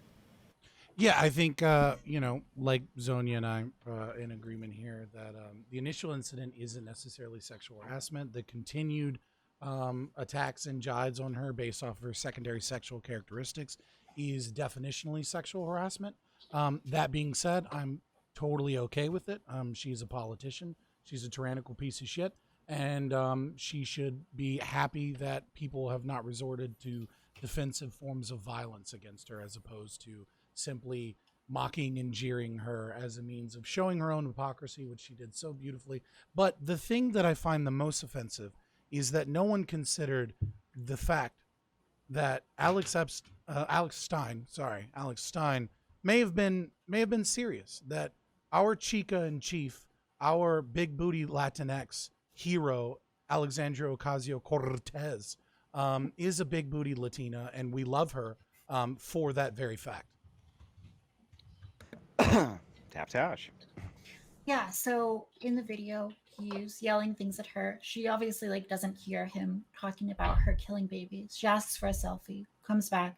When she realizes what he's saying, she tries to get away from him. So I think it's true that it's not sexual harassment in the moment that she's asking for a selfie or whatever, because she doesn't know what's going on. And once she does and is saying that oh, I'm not comfortable with this, the continued, remarking on things is the actual sexual harassment. And I think that that's really wrong. And I think it's wrong in the way that's obvious to anyone who thinks about it, when they think, well, would I want this being said to my daughter or my wife or women that I care about? And the answer is of course no, which indicates that you probably feel the action is inappropriate, and you just causing some harm to someone that you dislike. So the actual action is something that people dislike, but you just believe that it's justified in this case. And I don't think that it should be. I think that American Nacho said, it's regressive. I think If my daughter becomes a politician, I hope that she gets harassed mildly and not violently, you so degrade that the she can go get a sanctity job of, in the private sector. male-female relationships, and you cause more chaos and less good things in the world. So I think it's not good. Now, just like in debates, we do things a little differently on the Crucible. I've been taking notes this entire time, and I have some questions of my own for the panel that are here. And I'm going to start with you, Scott. Now that this first topic is over, Durka brought up a criticism against you where she said essentially that she thought that there was a little bit of racism involved in this. And he did say, and I quote, "She's got an ass like a tamale," right? Mhm. Now, Scott, Whoa, was whoa, that hot, racist? hot like a tamale. Did he do a racism, Scott? Probably. Yeah, I also don't care. So you do think it was a racism, you just don't care? Yeah. Okay. Scott loves racism, by the way. You heard it here first. Racism folks. can occasionally be based. Okay. The occasionally based racism. I You agree. got it. Okay, so when directed towards a politician. Kevin, who was the loudest and most obnoxious, who I had to mute multiple times, I have one for you as well. Okay. You know, you did say that you didn't think it was sexual harassment. When you got into it again with Durka, I didn't really hear a great case for why. And I wonder if you can restate that case for why you actually didn't think that saying, hey, she's got a big jiggly ass like a hot tamale isn't actually sexual harassment. Yeah, so I think it's sexual harassment if there's some sort of, again, that it could potentially lead to something more sinister, like actually action based, right? As in, like, grape and those types of things. So, for example, it's like, well, where do we draw the line, right? So, if the Gideon's whole entire thing Hornblower is the intention of, cannot oh, I fucking look at type. you as a sexual being, I'm going to compliment you based on that. Like, why is that bad? And why is saying like, oh my gosh, you're so beautiful, I want to marry you? Like, you know, I'd say that those two things are sort of in the same camp. Well, I see that Gideon's here taking all my fun away. Fuck you, Gideon. Now back to where I was at. Now, Durka, some of the heftiest criticisms went towards you on this, and often the criticisms seem to allude towards the fact that, hey, a lot of the dudes on this panel just plain don't think that that was sexual harassment, or they think it was sexual harassment, but fuck them, right? Yeah. And is really that too much of a bad take, considering that you said, no, we don't need to give these politicians extra protection? Doesn't that kind of go against your own worldview? Right. So, like, okay, while I'm in a discussion, like, I'm very open to changing my mind if someone gives me like a good enough reason. Like, my mind is actively thinking. I'm never solidified on a point. But I would agree with Taftaj that it's just His wife is in the allowing comments. for more sexual harassment to take place everywhere, because like it gets so popularized and everyone's saying it's funny and it's good. I mean, I laughed. I'm serious. I did too. But like, it's distasteful, but it's allowing for more sexual harassment to take place. So I'm still a little on the fence, but I don't think the first offense was harassment. Later on, yes, if it was asked to be taken down. You're muted. Muted. Yeah, sorry. Well, Emmanuel, for 100 Mexican pesos, which as we know is 26 cents American, says pennies for thee, tacos for me. It's not 26 cents American. We always appreciate the Mexican pesos in here. They're hot like tamales. Now, over to you, Like Zonia. jiggly tamales. Jiggly tamales. Over to you, Zonia. I did have one quick one for you, which is, man, you changed your fucking mind awful quick. You know, you changed your mind. I think we all saw the awful quick. 24-second clip. We didn't see the 40 Yeah. second. Yeah, my bad. And I didn't. Who needs to Yeah, that research was so for much a longer to panel watch, you know? anyway. You know, I didn't see researching the. for a panel is stupid. You want to know how I learned about this? I actually learned about it from Scott, because I hopped into his Discord and I was like, "Hey, what's up, everybody?" He's like, "Nothing, just doing a little sexism on AOC," and then posts his video, and that's literally his response to me. And so that's how I learned about it. I watched his video, and then I went to Alex Stein's, Twitter and looked at his video, and I was like, okay, that kind of gave me that was all I had really seen. So I didn't have the additional context beyond that. Like, I didn't see AOC's video or anything. So I've learned a bit as I was going through this, and that was why I also asked Scott for confirmation, because I know he went through and like edited the video and spent more time on it and edited in clips and stuff. So I figured he has, I'll go based on what he's saying for the additional context, and as he provided that, it changed my I'm so position. disappointed in you, Zonia. You folded like a cheap chair. You did the Twitch, the antithetical thing to Twitch, and you were good faith. It's ridiculous. Over to Taftaj, I had one for you, which is, the dynamic and relationship between men and women, nobody's ever figured out, not men or women, and we're probably never going to, and thank God for that, maybe. One of the things that comes to mind, though, is that I have known women who do actually enjoy being catcalled and things like this, while at the same time pretending that they fucking hate it. How do we know for sure that she's not one such case? I mean, I guess we don't know that. And like, we can't mind read people. So the best we can do is just take them at their word. And if, you're following a woman in the gym and you're like, wow, you've got amazing gains. Like, I love your muscles, whatever. I think that's appropriate to do up to the point where she I says, don't know. That sounds no, like some I'm not sexual comfortable with it. harassment to me. Well, I think All once right? she It sounds says that, like talking about your muscles at the gym sounds like a little bit of sexual harassment to me. That's that's a compliment. Which I muscles? think it becomes sexual harassment if she says, I'm not comfortable with you commenting on my body. And so maybe she's saying that and secretly does love when you comment on her body. That's possible, but you can't mind read, so you just gotta hate take women people like at their that. word. Oh, but they I'll exist, right, protest. Durka? They exist. I know, they I know, exist. and I hate it's women. kind of like Not that that rape common, joke that comedian made. This woman kept saying to me, no, don't. So he didn't, and then the next day she was like, why didn't you just go for it? And he's like, what? I'm gonna go for it on the off chance that you want me to rape you? What? It's crazy. No. I hate women like that. It actually puts other women in a really horrible, sticky situation where men think no means yes. It's fucked up. Bad Well, feminists. Thank you Yeah. for humorating your moderator with his questions. Not my job to debate with you, but it is my job to point out if I feel like you're saying something that's inconsistent. And we're going to move on to the next topic. And the next topic is scientism a religion? So in order to frame this question incorrectly, what this means is that often from Christian nationalists like myself, but not just from us, from many, the left is accused of using science so dogmatically that it has become a religion instead of some type of divine creator or this type of thing. We'll go one at a time. We're going to do the same order, top left to right. I'm going to switch Scott over to the right. I may switch him back just to keep you fuckers on your toes. Taftaj, you're up first. Okay, I'll try to be quick here. I think it's useful to start with definitions of scientism and religion. So I think scientism is the belief in a purely material world and the capability of the scientific method to fully explain that world.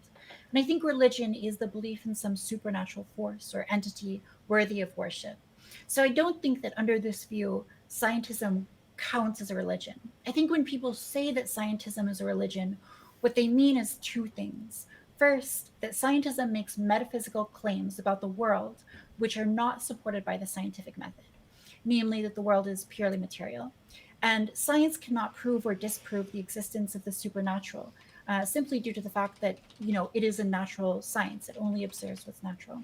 Therefore, I think critics of scientism rightly point out that claims about the superiority of science stem from reasoning that isn't based on science. So it kind of fails by its own metric to be a fulfilling ideology. But second, I think that people intend to tar and feather scientism by virtue of association with religion. In other words, I think they're using religion as a pejorative.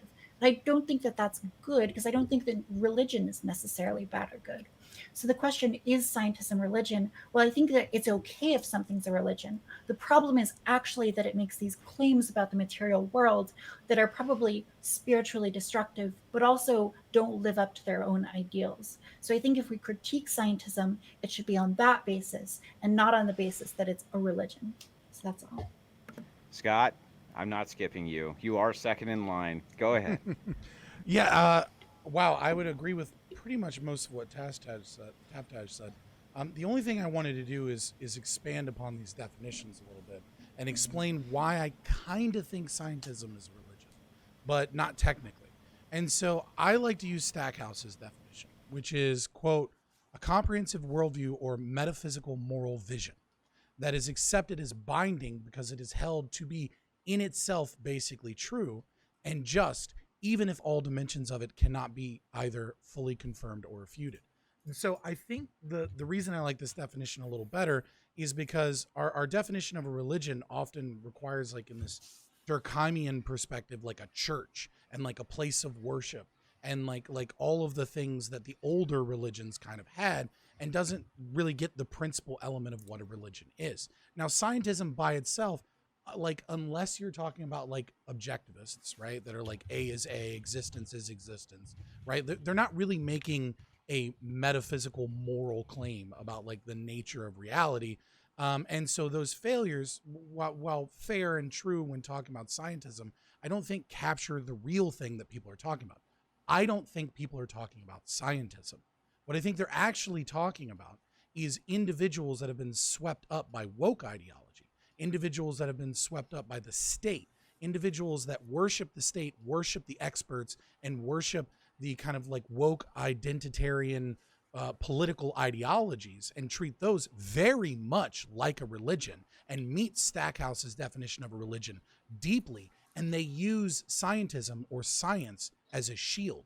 What they say is, well, the science agrees with me. Trust the science. They say that, oh, well, if we want to talk about transgender issues, for example, they'll say, well, the AMA, the APA says this. And yet what they do is they make claims that are not scientific, because that's not how science works. It's not how empiricism works. And empiricism is meant to give us probabilistic kind of outcomes towards our struggle to find what may or may not be an objective truth. And so I think the real question isn't really about whether or not scientism is religion. I think definitively the answer is no. The real question is, what do people mean when they say scientism is a religion? And what I think it means is ideological capture by political ideologies that use experts, the government, and institutions that have similar ideologies as a shield, and use scientific experts and trust the science as a shield to bring forward bad arguments that aren't necessarily logical. So before we get to you, American Nacho, I did want to thank Fabian Liberty, and you can find his Discord. We now have a link to it on our own. He usually does not mess with his nipples on stream. This was a new thing. I had never seen it before. I'm not going to let him live it down. American Nacho, you're up, buddy. It was really good. I'm enjoying the Fabian Scott Liberty nipple play.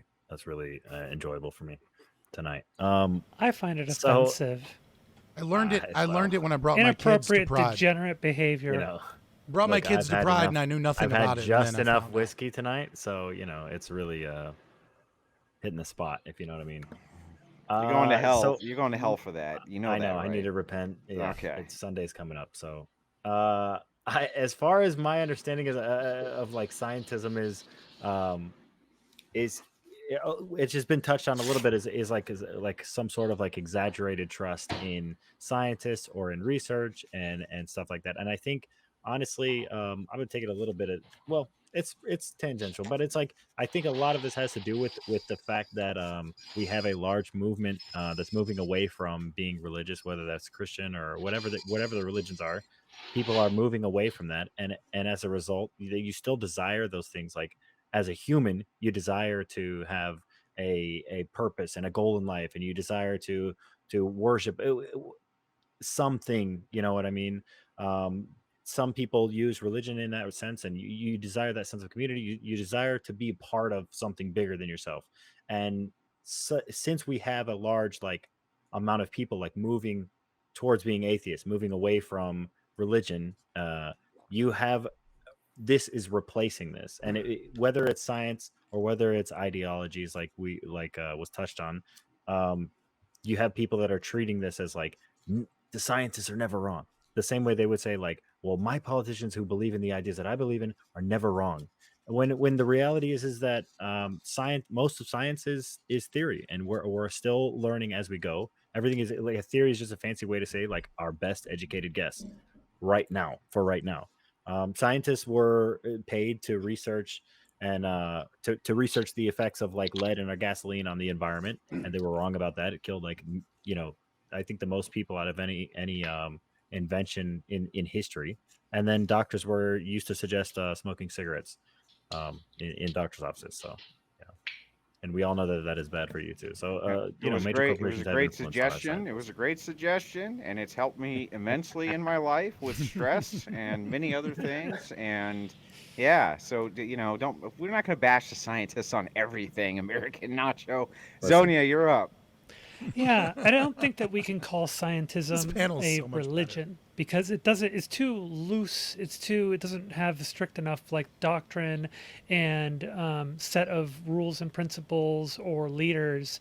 I think that you can say that scientism is growing in popularity in that it is faith-based in many cases, and in many of those cases it can become blindly faith-based, and that is a problem. I think there's a little bit of a almost harmful symbiotic relationship between reporters and their spinning of scientific research and framing of it in certain ways to fit their narrative that a lot of people will just kind of blindly take and say, "Oh, it must be true. It's a scientific study," and it's something that if you were actually following, if you understood science and the scientific method, you would understand that these things can be misrepresented when, especially when passed from, like the game of telephone from person to person. You can't just trust the person delivering it to you. And in addition to that, you also have to recognize that the research itself can also be fallible and can be wrong. In the scientific method, there's something that's called the fallibility principle, which is the idea that as time goes on, well, we don't have all the information. And as time goes on, we may learn of more information that shows to us that previously understood things were incorrect, that we had the wrong assertions about them.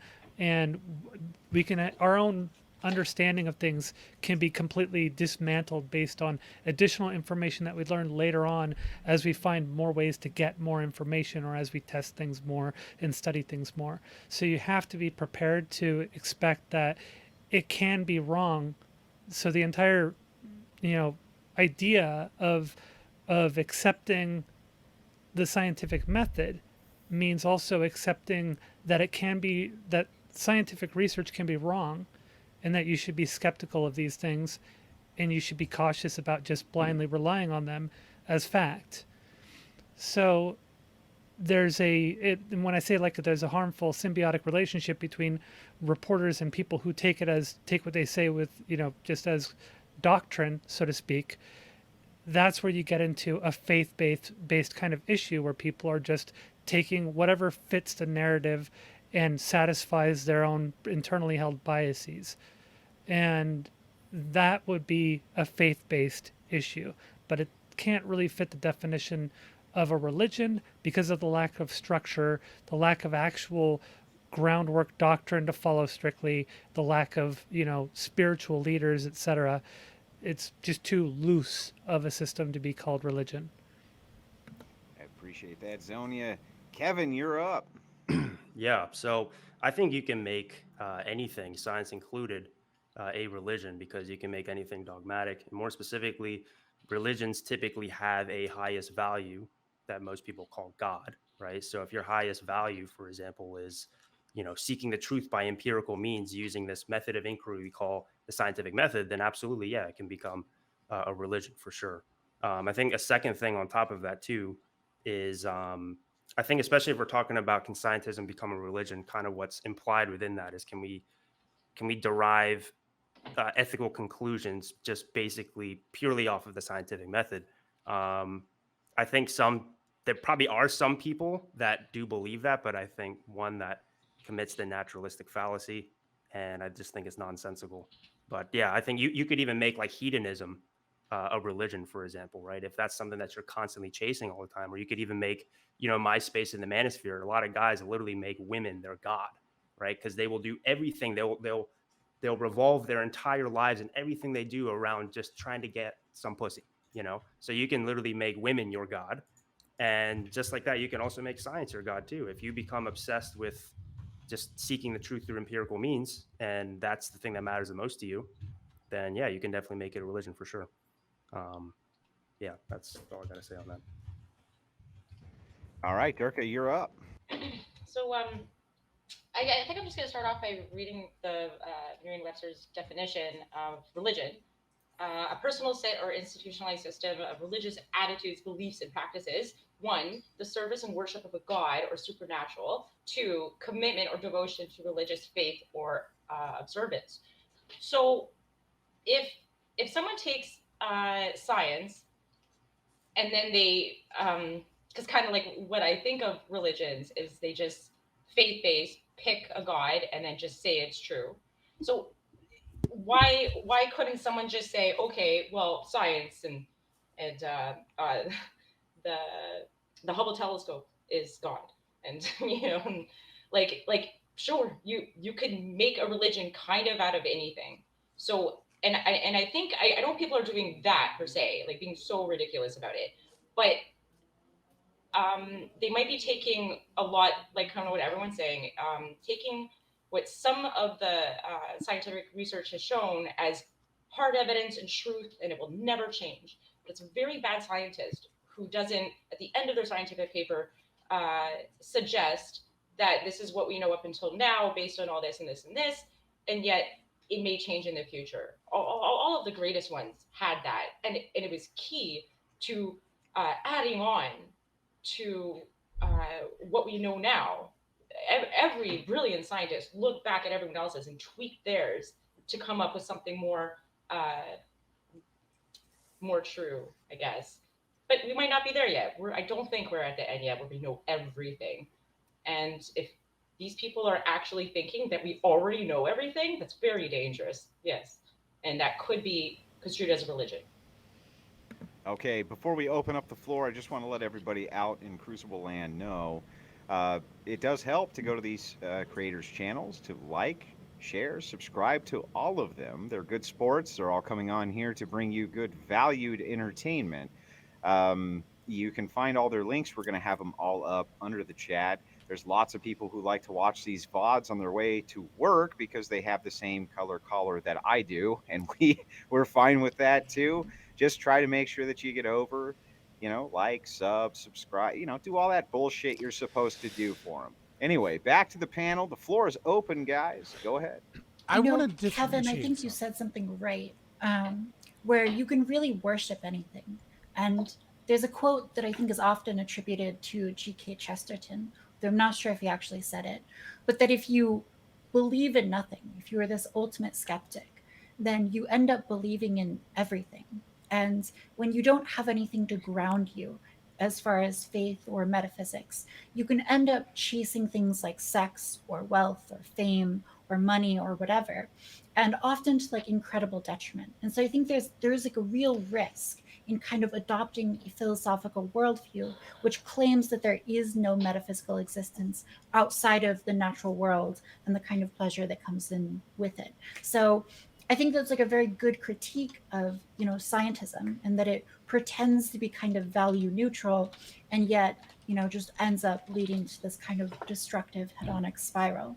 So I think that's a good point. And I would say that I agree with that. And I just distinguish between worship and religion. I'd say that scientism engages in worship, but not religion, because it doesn't have a supernatural element.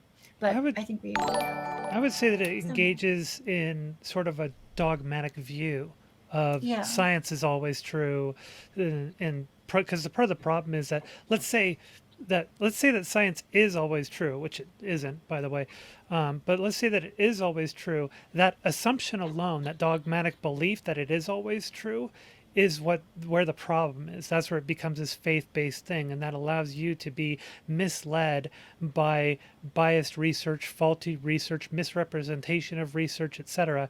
So, and this is where I think it is a harmful thing. I think if you try to reduce it down to it's a religion, in a way you're kind of not really tackling and addressing what the actual problem is, which is people simply taking structuring a dogmatic mentality around, if science said it from their perspective, then it must be true. That's where the problem is. And a lot of people end up taking that and running with it to the point where it's ridiculous, where people are they're throwing out thousands of years of collective human knowledge and what people have learned to be, true, because you've got one peer-reviewed paper that says that actually it's the other way. And in the past, in the 20th century, there was a movement that mothers should have their children raised away from them, that we would have baby farms. And it was an incredibly destructive movement because it didn't understand the thing that humans have innately understood for thousands of generations, that children should be with their parents and that they benefit from that kind of familial So love. I want to separate something here again, because I think the real problem with this conversation is that scientism is a pejorative that definitionally is a vague concept, right? And so when we look at the definition of scientism, the idea here is that we can arrive to our moral values from scientific research. I mean, it's very similar to oh my God, what's the four horsemen of the Sam Harris, right? Moral landscape theory, right? This idea that we can, and what it really is, right, is it's using consequentialism and mapping that over to empiricism and saying that the two are the same, and they're not. They're two totally different things. Like the scientific method and consequentialism can be just as different as they are the same. And so that's why I said that, like, I want to be careful about the idea of scientism, because scientism isn't really, it's definitionally, it's not a religion, right? Because it has an ever moving goalpost of what its moral values are based off of whatever the research supposedly says to this day, based off of like a consensus, which isn't even supposed to be part of science per se. And then uses that to ascribe its moral values. And this is why I say that the real insult behind scientism is not the idea that people are using the scientific method to attempt to find objective truth or objective reality, and that we get closer and closer to doing so by developing better technology, by developing better research methods, by discovering new mathematical formulas, and et cetera, but instead what they do is that because they're not grounded, like Taftaj said, if you believe in nothing, you'll believe in everything kind of situation, right? Because they're not grounded in another form of religion, what they do is they blend academia and political ideologies and philosophical and bad philosophy with their usage of science, and then use that as a shield to say that the experts agree with me. And so what we're really attacking when we're attacking scientism is consequentialism and woke ideology, not actually the scientific method or a belief that truth can be derived from the scientific method. And consequentialism Beautifully is like put. effectively just like liberal progressivism. Like that is the animating force. Can I disagree with American Nacho? So his example of how the lead, scenario way back when, and how I can't remember the scientist's name, but he fought on it. So like that was actually more of a it was a company directive to like, we're going to be doing some stuff, and we don't want to be sued, and we want to be able to do this thing. So we're going to hire our own scientist who's who only cares about the money, doesn't care about the truth, so Yes. that so that we can get this out. That's human nature. That's not science fault. Well, no, that's because I'm not. not saying no. That's what No, the no, no. other Maybe people your who receive. misunderstanding is that. Wait. is that- So No, but that's who the- saved like us from like the lead So- poisoning was a scientist with a good moral standing. Sure, Like, of so course. that shouldn't be So- evidence that like science is bad. It's just No. people are bad. It's the mean, scientism that's the you- problem, which is the sort of dogmatic, faith-based approach of, oh, Yeah. they said that lead is okay, so no biggie. Same thing with sugar versus fat, right? They were saying originally the beverage industry, Coca-Cola and other companies, had their own narrative to push with their Right, own sugar scientists to bad. say that sugar fat companies, was the problem. the sugar like Yeah. oligarchies. I don't know people if you want to call believed them it. that. Whatever, like the five major like sugar companies or whatever they are that exist currently still do this. Like to like. Yeah. It's and not. it's the at this faith of the point- people to take it as Sure, fact instead At of this point, scrutinizing the it. information is available because we have smartphones and we have the internet. Like it's just it can be suppressed more. So then though, you were talking about like top scientists in their field, and these were like renowned scientists that were hired on by companies. So the point isn't to say that science itself maybe is a religion or that scientism itself. It's just to point out, and it was hard to like get to in just one opening statement to like touch on everything. So I'm glad you asked me, but like it's more so to say that like the layman now is very susceptible into being sort of like becoming like cattle to this, like just following like, yeah, believe the science, believe everything that they Right. say And the same all thing the is that time, within every time, religion. because they were right about this and they were right about this and they were right I about just this. don't want I can people to summarize get the this in wrong one idea sentence. that means science is bad because people are stupid and people I didn't are say that greedy. science is bad, Because though. religion can be bad as well. I can So summarize I- this in one sentence. I'm- If we were talking about Hang on, Scott. scientism, Hang on. Let him go Yeah. at it for a second. But Let I- him Yeah, address her point. I want to like. So I just- didn't say that. Just to be clear, though, just to clarify, like I did not say that like science was bad. This was a tough one to like try to like stuff everything into. So I had a lot of notes that I was trying to touch on a couple different things. So it wasn't really like I don't think that science is bad. I think actually Yeah. personally, like I'm a Christian, but I believe that science and Christianity go hand in hand. I can do it in one sentence, real quick. Science requires healthy skepticism. Scientism disregards any of that skepticism. good way of putting it. Very good way of putting it. So the question is scientism religion? And If I it's think going it's faith-based, yeah, I think so. I think it's going to spiral more into the issues of scientism and the adoption of it, the broader adoption of it in our discourse and in our political environment. Yeah, but I was just trying to point out too that I think scientism like exists because of how it. That was good. Well, I because missed people it. are scared and they want to So know, like, yeah, what? yeah, and like I tried to touch on whenever we're true. Whenever I was like talking about like my opening statement or whatever, I was trying to basically point out that like because you have like a lot more atheists and agnostics nowadays, you have people who disregard I like might have religion, they misunderstood. I don't was keying. appreciate. Sorry. Yeah. They still need that, and they look for it in other places, whether they're aware of it or not, like subconsciously, like they're doing these things and they're behaving the same way and they're treating these things the same way that they would treat a religion. A lot of the times you have, especially in like nowadays in like a lot of the political movements, you have a lot of children who were raised under Christianity or by Muslim parents or by this, and they become atheist in like their teenage years, but they were grown on, it's like they have to be weaned off of this, so mentally they're not prepared for this, and so they look to this, whether they're aware of it or not, as like, we need to get this from somewhere else, we need to get this sense of purpose from somewhere else, we need to get this like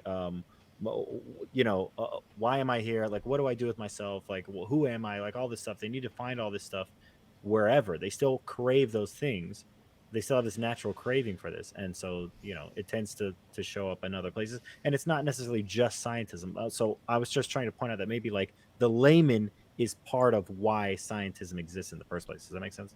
Mm-hmm. I think confirmation bias is like the biggest public health crisis we have to deal with these days, or one of the biggest ones.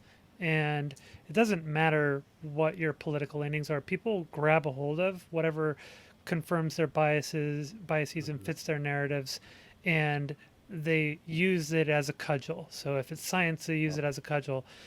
And this is something that we're all suffering from, and we all need to be aware of. We all need to be more skeptical about these things and question our own motives and why it is that we're that we like something that we're hearing, and what it is that that person is trying to tell us, especially when it comes to reporters and such, or people who are putting messages out there. You want to ask, like, what is it they want me to believe? But people aren't really doing that. Instead, they're just like, oh, that sounds about right, and the scientists said it, apparently, according to this person, so I'm just going to run with it. I've got this study that shows, and blah, blah, blah. And there's 20 studies on this thing. They go to that shows imright.com, right? Yeah, so Yeah. this Bill is Burr something has that I it was going to imright.com. Before we get up to you, I did want to address the Nobody super expects chat the for American 10 pounds. Nobody expects the American Inquisition. Well, it's here. Here's to one every Friday. There will be a panel every Friday. We're going to start organizing them in mass.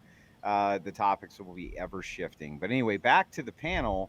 I think that Dude, my people some coming in ways, clutch. I'd like you guys to address the main Mariana criticism and Shadow here, Warden, which is Casimir that helping the out. right Thank you, guys. is literally accusing the left of only attacking religiosity because they claim that scientism, or the belief in science, is the actual religion of the left, and that they're just hiding it.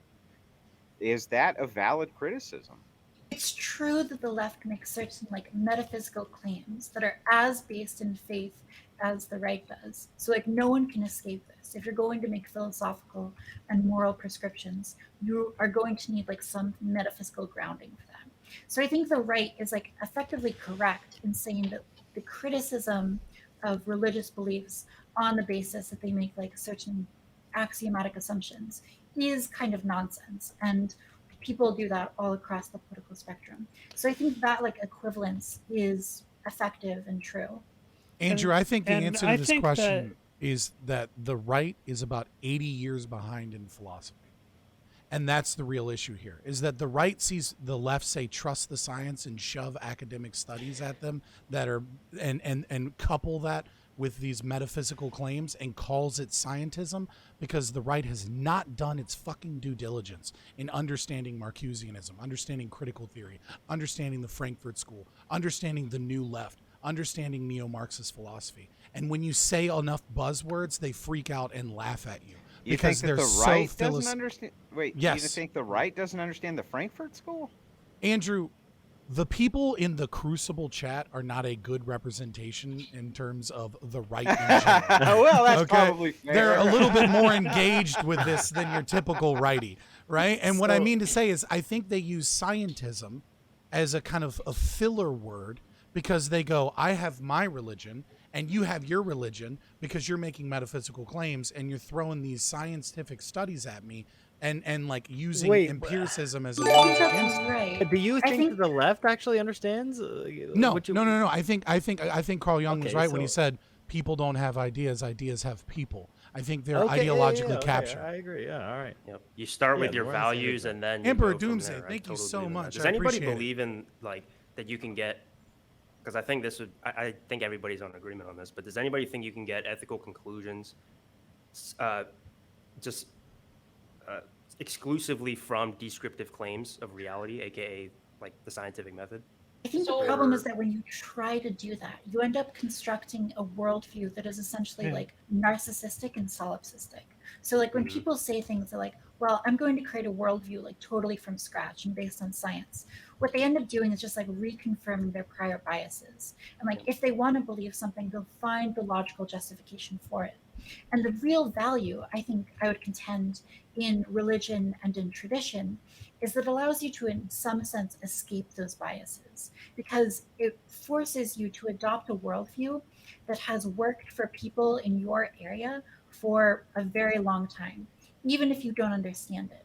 So it asks of people that they take on a worldview, have faith in something, and they don't just pursue whatever seems right to them in the moment. Because when you do that, when you do whatever feels right, you end up in some very sketchy ethical territory. So I think the problem with like a lot of scientific worldviews is that they throw everything out. They find the stone wall in the forest and they say, I don't understand this, therefore I'm getting rid of it. And they end up, in a much worse place ethically and spiritually and well-being wise as a result of it.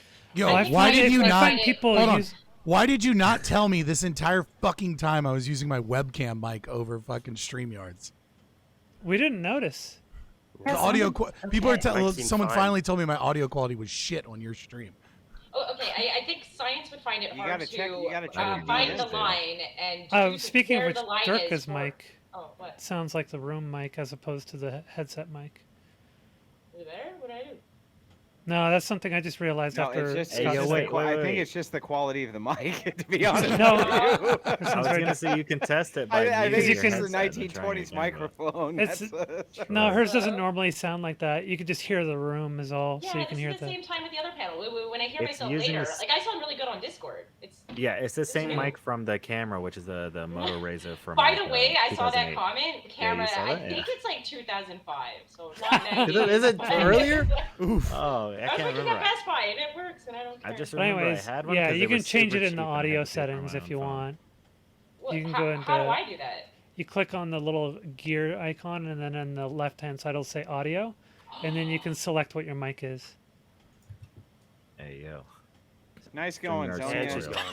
gone. You know, way to fucking go. Sorry. Oh, I You shit. know, just wreck the whole fucking panel just like that. Just I just apologize. It Click, just started click this with thing, me. Her whole fucking computer just got nuked. You I'm know, so sorry. way to fucking go. So back to Stream- scientism. Wait, I Streamyard's should have said. tutorial I is should have the, said hit Alt the F4. bonus- Yeah, delete yeah. System 32 real Fuck. quick. True. So I wanted to say one thing that I've definitely that I think is a big issue with a lot of people who kind of construct their worldviews around science is, in a way, what Taftaj was saying about it becoming narcissistic.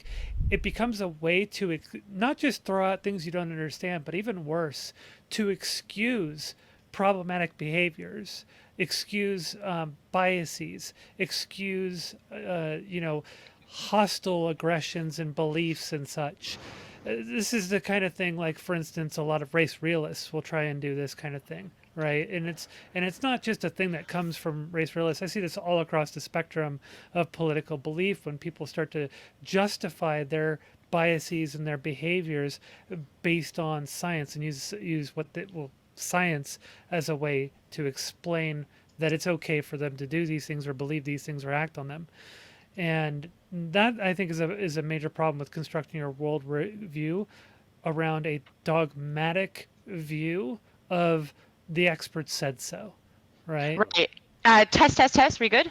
That's your headset mic. Oh, God. Okay, I'm sorry. Okay.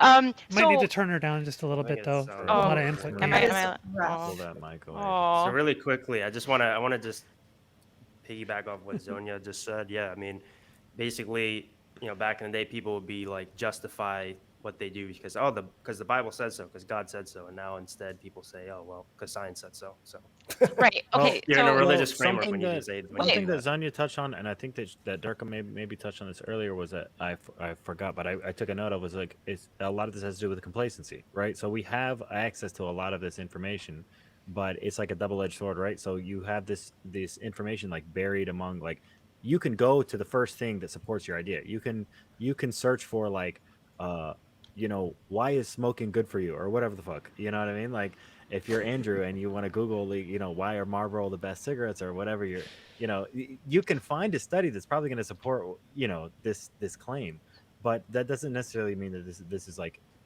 the entire picture. This is not like the full science on everything. And so a lot of people just stop there. They do their quick little search, they verify what they believe in, and then they call it a day, when the reality is that it's a gift and a curse, like having the internet and having the free speech and having the unrestricted access to it that we have especially in America. Like, to find everything, you can find everything in the blink of an eye, but you can find the really shitty information too. yeah. So- So, like, also, everyone was touching on this quite a little bit, but I would like to illustrate it. It's like, where are you going to find your morality? Do you find it through science? Like, how would you have like a formula that would, say, okay, you can kill this 90-year-old woman to save this 20-year-old woman's life? Like, is that morally good? Maybe it is, like, because scientifically, like, and in terms of like utility, that we need the younger person more. Like, and Hey, That's still a value-based save- claim, thank though. you. right, yeah. So, like, But no, how would technically- science form morality? Well, no, you know? technically It's that's impossible. that's technically like the true definition of adherence to scientism. And that's why I was saying moral landscape theory is that it's trying to say that science can give us morality by being consequentialist. And the There's problem a really right There's and, a really so, old formula for morality. It's our Lord and Savior Jesus Christ. You know what I'm saying? all right, American Nacho. Shout out to my Boom, boy mic drop. JC. Shout out to Okay. Jesus H. Christ. But it would be really nice to use as a guideline, though. So if we know that there's lead poisoning everywhere, like, and then you're like, okay, that's actually probably bad, yeah. Like, I we think can the use it as a problem guideline. with science is that like it fundamentally can't answer questions about non-physical things. And so when we get into discussing like morality, ethics, spirituality, and whatnot, we get into trying to understand things that are non-physical. And science is not good at that. And so I think that like the problem with constructing a worldview that is like purely scientific is that it basically like throws out the whole of human history's work on progressing these questions and says that you're just going to construct things yourself. And so that's like very dangerous because you end up constructing worldviews that that are like communism, that end up having this like very warped view of utopia and being willing to do anything in your power to achieve But it. we're the ones who Well, created and- religions as and well. Like, this that's is, our but, like. well, we okay, can- Yeah, Wait, and wait, so wait, like wait, wait. here's the thing about Before Taf- religions. It's that, like, Because what Toph touched on is like something that comes up a lot in science specifically, is that like mathematics itself, which is the language that is used to describe a lot of like science and science theory, there is even debate on mathematics itself as to whether or not this is derived, like as far as like, did we create mathematics, or did mathematics exist before humans or before intelligent like thought? You know what I mean? So well, consider this too: the value, the idea that you should try to reason with people I had no rather idea than that my just chat clubbing was them over full the of so head many people and that stealing their things. That is a legitimately value believe that the can't be scientific method derived is how you scientifically. find ethics and It's values. axiomatic. And so like when scientists say things that like, well, reason is valuable and we should pursue things that we can logically prove, that is something that they are believing, on faith, essentially. And so I think it's very disingenuous in a way to try to engage with the world in a purely material I'm or pissing natural off way. all of the Yeah, objectives. and morality is about drawing a Sorry, line in the boys. sand with regard to human behavior, right? And so that line is drawn either by mandate, right, which is religion often mandates a line drawn in the sand, or collectively as a society, which is something that is a bit more organic and is usually based on an overall agreement among a civilization who usually have appointed leaders or representatives, etc., who collectively kind of bargain and figure out what the rules of society are. But to try and come up with a way to empirically define that line in the sand, there's not really a way to do that. That's not something you can do with empiricism. It's much more nebulous than that, which is why these things are decided more organically as a society or mandated by a religion. Yeah, and so like maybe one of the reasons, if I can make like a case for a reason or tradition, is you have these worldviews that are constructed from an adaptationally beneficial way. So like if there was a belief system that caused its members to live like shorter, less fruitful lives that really is like detrimental to them, we would expect Like that smoking. we'd expect that kind of belief system to get like pushed out of the evolutionary gene pool, and you'd expect belief systems that require people to engage in behaviors that benefit them to flourish Like and to not exist for smoking. the longest time. Hormones. I think a better example- Let's not I think talk about Andrew. hormones. I think a better but example. Hang on. Let me just cut in for a second, Fabian. I'm going to let you make your point. I promise you. One such contrast that we can point to right now, we can't say the C word because we are on YouTube. The C word being, a disease that ran rampant in the United States, but we can't say lockdown. Cool.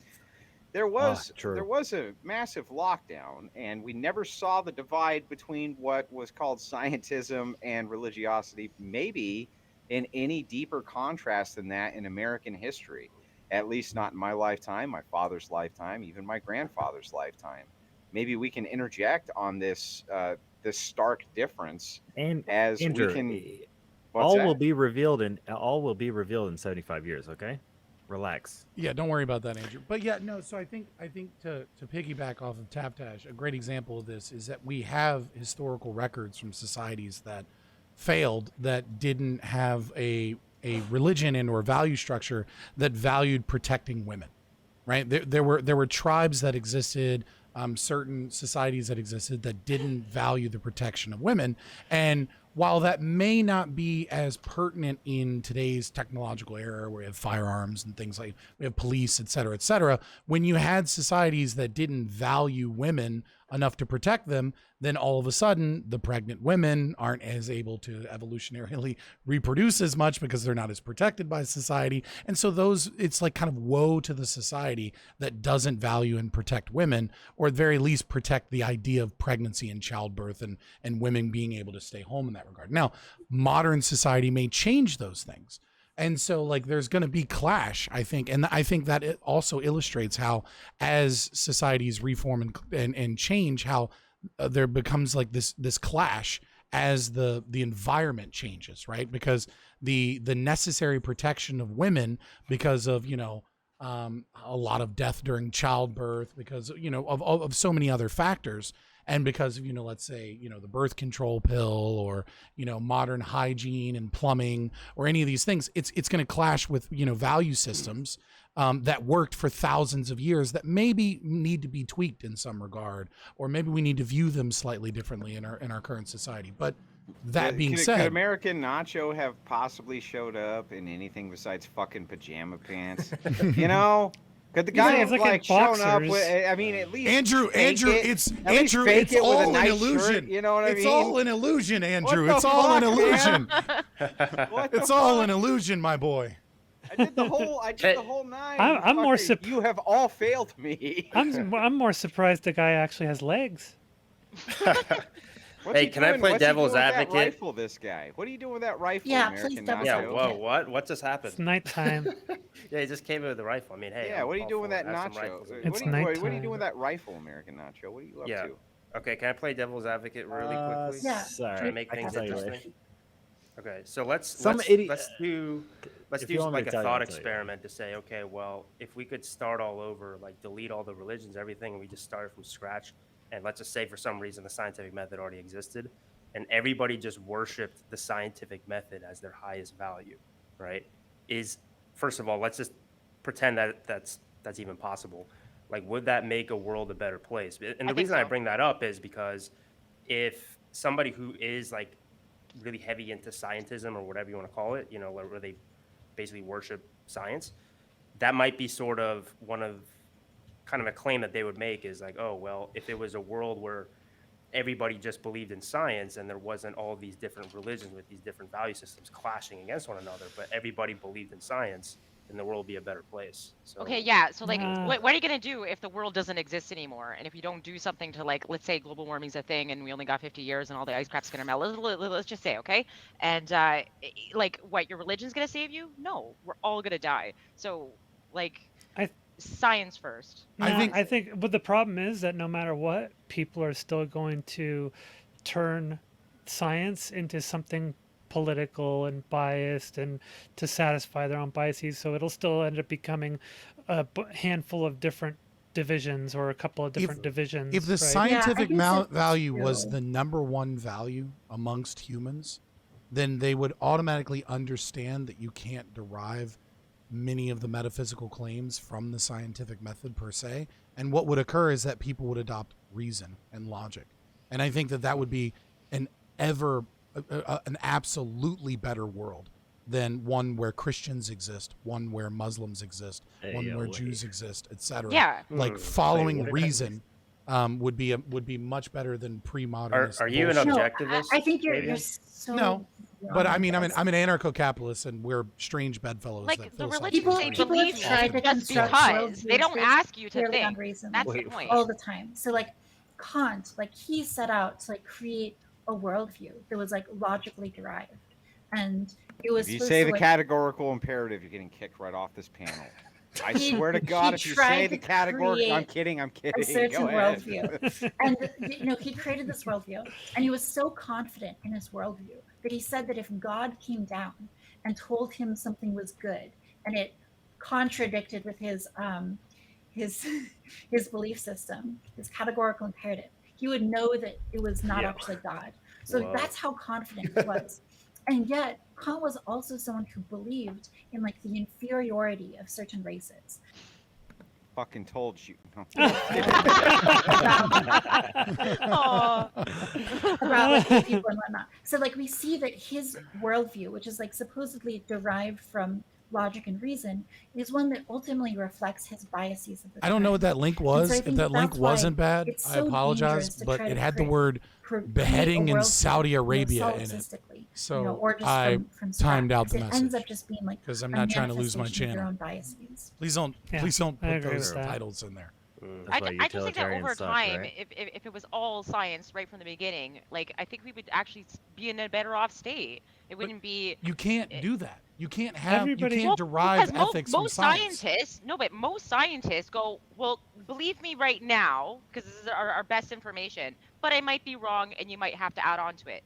So there would But no, still you're be some skipping- people, like it's as if you had a Christian who's like, you know what, I think Jesus was a thing, but I might be wrong. Like No, if you just put that in to Christianity, so many people wouldn't have You're- died. you're because it describing- would be you're allowing de- people. Wait, what? But you're no, listen. You're describing the skepticism that comes from people that respect the scientific method, Yes. right? Which is a good Like- thing. Hey, But you're right. avoiding Critical thinking. You're Wait, you're I avo- need to you're know- avoiding wait. you're avoiding the real issue, which is that process does not give us ethics, does not allow us to have a grounding in metaphysical claims. That only religions or other things that are taken on faith, I would say, that it'll piss off all the objectivists in my chat, but all the objectivists will say, no, motherfucker, we I derive it don't- logically. But regardless, you don't have you don't have an If ethical someone framework or pinches metaphysical me, it framework. hurts. Durka, So I Durka, what do know you- it's gonna hurt someone wait, when I wait. pinch them. But how do you Like- know like- that like- harm is wrong? Wait, Durka, what Or do you like, mean when you not say wrong. like if Jesus Christ, like if Christians were to say like to add in that like Jesus Christ might not have existed, that so many less people would have Okay. died. Animals themselves exhibit this behavior where they're not going to try to hurt each other because they're like, oh, I get it. You're Go struggling. pet a Let fucking me try to help crocodile. you. What? No, wait, no. But like, hi, I'm a Wait. big, I'm a Somebody big clip that, bison. please. I'm a big bison, but Somebody clip that. I see the turtles in distress on his back, and I'm gonna flip him. They're not getting Right. anything from that. It's literally just like, I see you're in distress, I'll help you because I know what it's like to be in distress myself. That's actually we we animals. are, Right. that's We actually are very, way very more- rare. They Sure, they sure. didn't need religion. They how- didn't really hold need a on. religion or ideology to come to this conclusion. We are I way think you're more being complex empathetic. and way more egotistical than that, and we have a lot more in the way of selfishness, and we will Well- rationalize not doing the right thing because of other reasons that we have, like, oh, I'm busy doing this, or maybe the thing that's happening isn't actually happening, or maybe it's not actually hurting them. We will rationalize reasons to not do the right thing and not help other people. Then that is why you kind of need to have more than just a reliance on people coming to the right decision based on a mutual instinctive understanding of pain and I scratch your response. back, you scratch my Durga, back. No, I like feel. it's almost exactly the opposite that's true. Like one of the great mysteries in human psychology and evolutionary psychology is why humans are so social with each other in a way that we don't observe in chimpanzees, our closest relatives, or really anywhere else in the animal kingdom. Hey, can I do a callback to except our for Lord and Savior certain- Jesus Christ? Can I do that?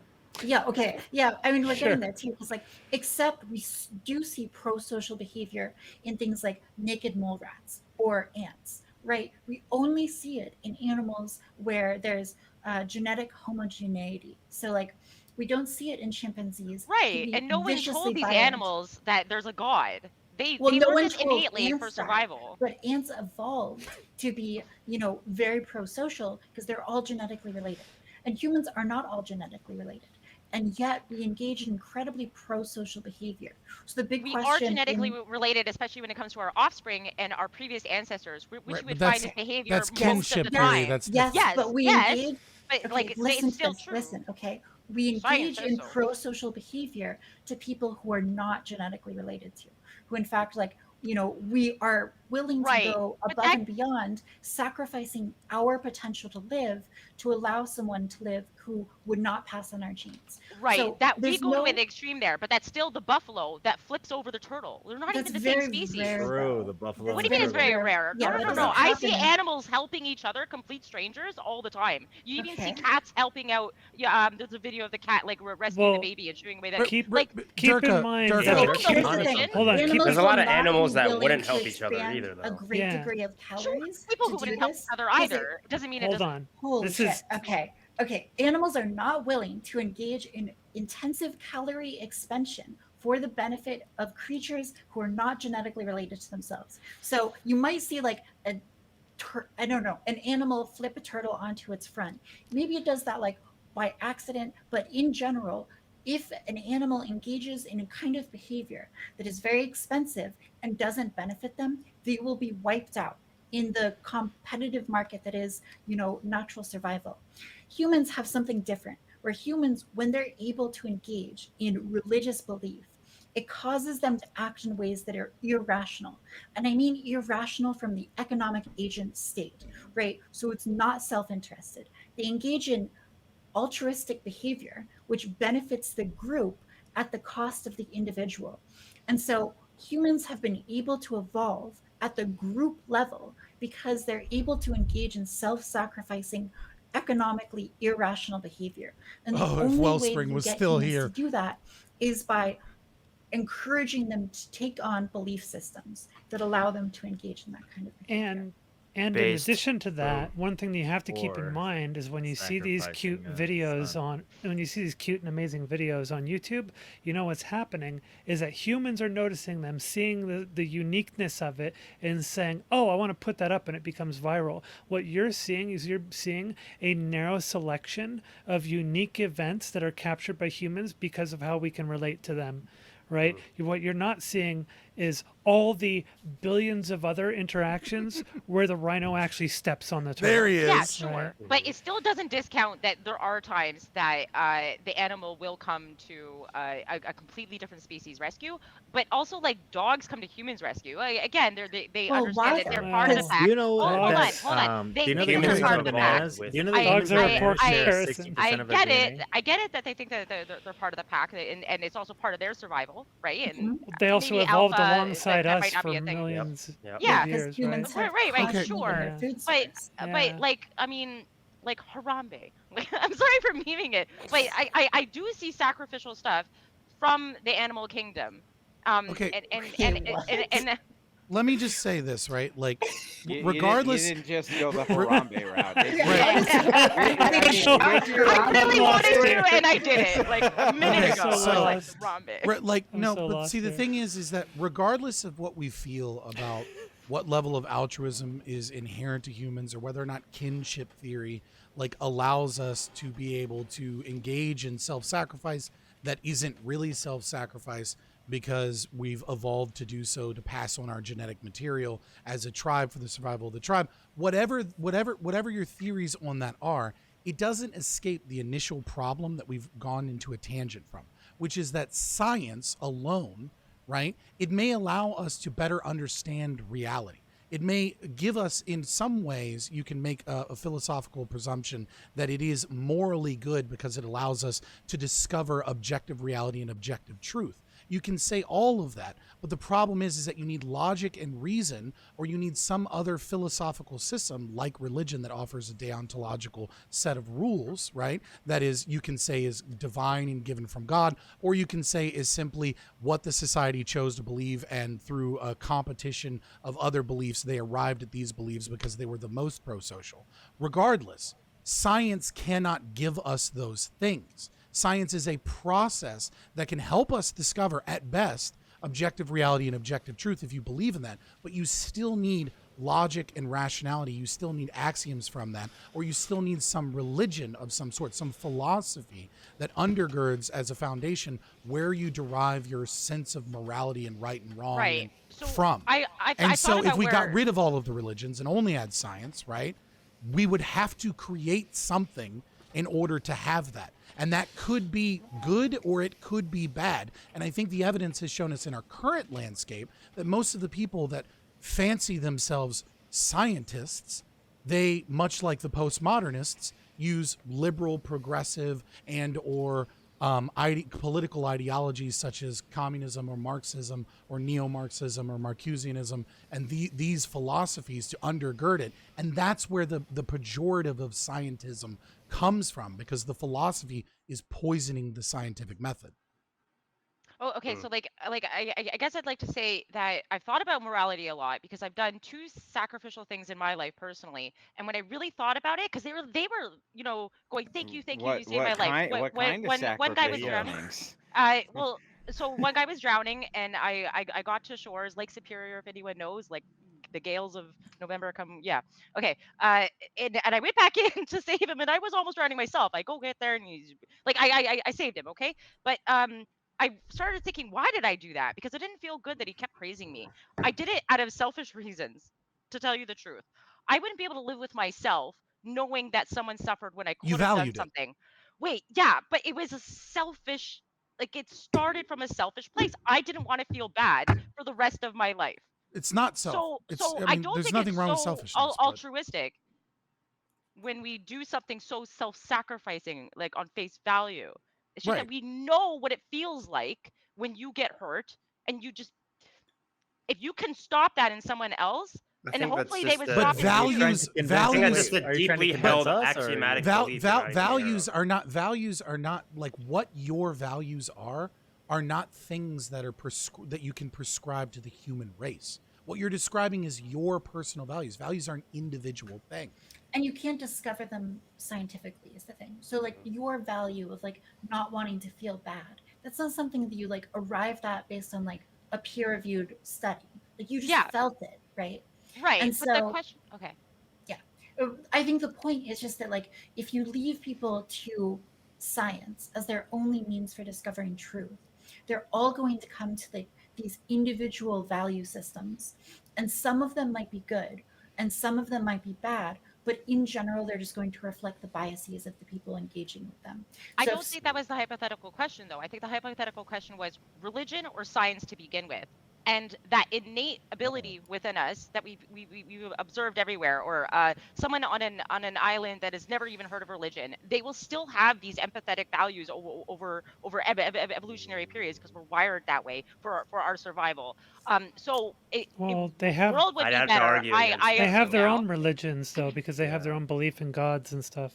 Or maybe not. How A do lot we of know? human history, people Because- would just be like, "You're not part of my tribe," and so And they would I'm just, gonna like, kill shoot you you. and Yeah. all of your Yeah. descendants and everybody.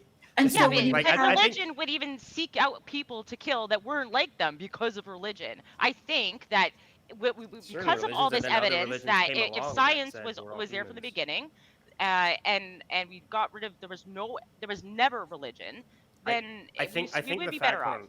I think the fact that you naturally had that feeling inside, a basic axiomatic belief that you're not even aware of, goes to show you how effective religion actually is. That you have these deeply held values that you're not even aware of that occurred or happened probably while you were raised, as being raised in the West. Things like the golden rule that we take for granted, right? Treat others the way you want to be treated. We have that as a belief, but we just assume we've always had it. But if you look at history, that's not true. And so, yeah, I But just like going to the chimpanzees, they don't know about that, and I grew yeah, And that's they why they kill behave each other all the viciously. I time. groom you and you grew me, but I grew So you and you grew me. it's They will also But they beat also, you like, to they- death How was with this your like- own arm Yeah, and eat and your whenever ass they out. see like a We lone do male, they atrocities gang up too. and rip What off are you his saying? leg. And How is this no, but relevant when to the what beta you males said, though? plant the alpha Yeah, male, like then we they'll, do they'll, bad rip things his too. testicles We do off. good things and we do bad things, just like them. True. Why I don't know what So- you're Sure. saying there. But you're not engaging Are- with the That's argument. not- The argument is that I am. science doesn't derive you don't derive your values from science. You don't need to, is what I'm saying. Right. Well, then you're engaging saying in like instinct. Rousseau's noble Instinct. savage. So that, the like, problem- that what like is that humans instinct, are all though? good Yeah, in the their heart, problem That is- and that religion has metaphysical- poisoned that is us. Yeah, it metaphysical. is. That's- I don't think So- it's a religious So here's the instinct. problem. Here's We've the gone off the problem. rails so much, No. I can't hear who's saying what. Hang Sonia, on. go ahead. Here's the problem: is that there's no way for us to distance ourselves from the fact that our own values as humans are built upon generations and generations and generations of religiously influenced living. So there's no way to say that, like, those of us who grew up in North America, that our values weren't imbued in us from generations of Christianity, because they were. And this is something you can't just say it's purely instinct. Now, we can make up observations that there are certain instinctive understandings of pain and response that we also observe in nature. That's true. But the way that we actually frame up our values of do unto others as you would have done unto you are things that these things have been ingrained in us by generations of religious upbringing. And there's no way to distance yourself Right. from that. So like, and the how same did the thing with animals any get other. there? They didn't get it there from religious, upbringing. Well, we just- were And that's why we animals are so codified vicious to so each other. so we codified a lot of our instinctive understanding and understanding of community in religion as time went on. When conflicts occurred in tribes, elders would start saying, okay, well, here is the law now.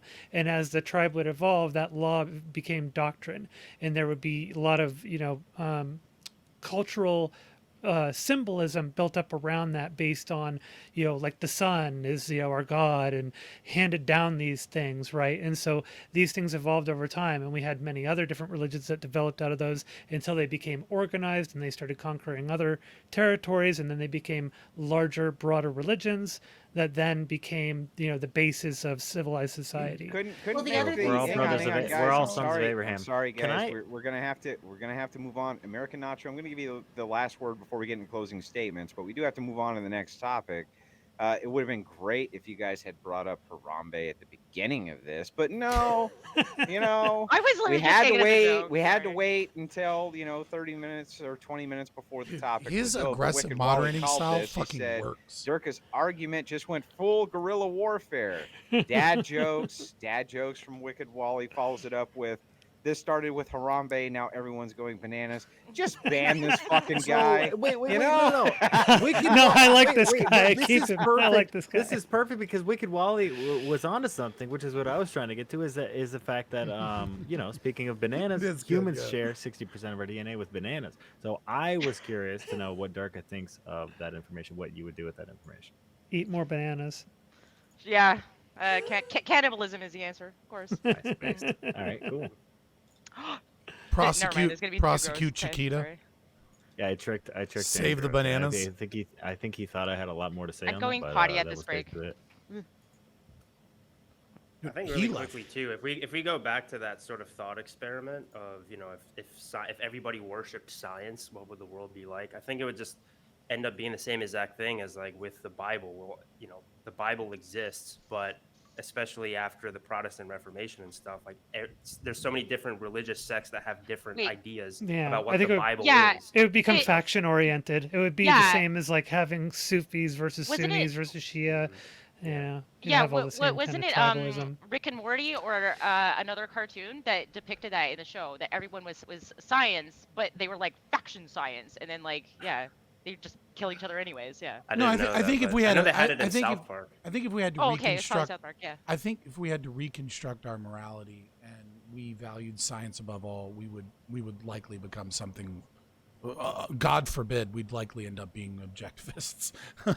I mean, like that's probably just what it would naturally flow into, because you're not gonna recreate religion like Christianity if your highest value is science. I don't think. You know what we'd have? We'd still have Ben Shapiro. Ben Shapiro, the God. We're going to end this topic on the Ben Shapiro, and we were going to start from the lower right, but she disappeared. Kevin Ray, you're going to start us with the closing. Go ahead. Yeah, I think the central thing when it comes to scientism, whether it's a religion or not, I think anybody who studies philosophy, even just a little bit, can kind of understand why it's nonsensical to think that you can come to ethical conclusions just exclusively off of descriptive claims of reality via the scientific method. So I think really the question is like, okay, would a world in which science, and this is why I brought up that sort of thought experiment a while ago, would a world where there's just science and that's it, and no religions that we're familiar with, would that be a better world? And if so, is that a world worth striving for? And I think people who we would consider, I guess, scientism people. I can't call them scientists, right? People who worship scientism or whatever. I think maybe that's kind of the worldview that they have. And if they believe in that strongly enough that it would be a better world, then,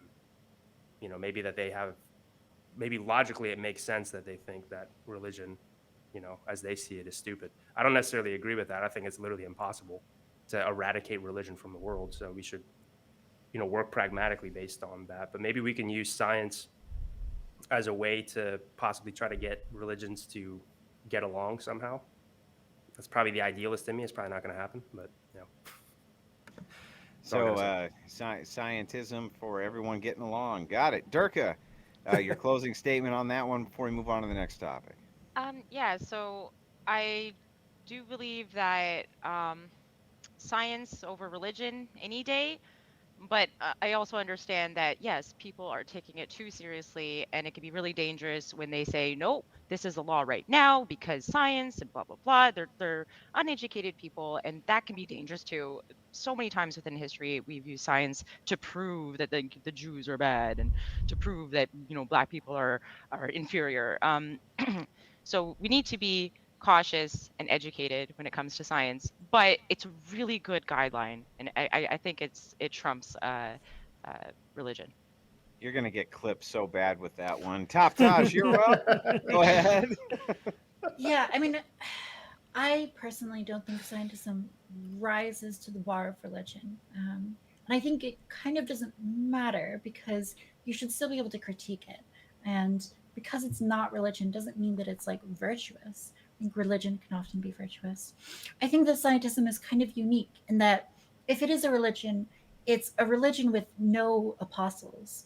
there is no person who you could go to them and be like, you're someone who is engaged in scientism, and they would proudly exclaim, yes, I am. And so I think it is kind of like a pejorative. It's a way of pointing to the people who love science so much that they end up kind of renouncing certain basic tenets of metaphysical humanity. So I think we can like call that out without necessarily tar and feathering it as a religion. American Nacho, go ahead.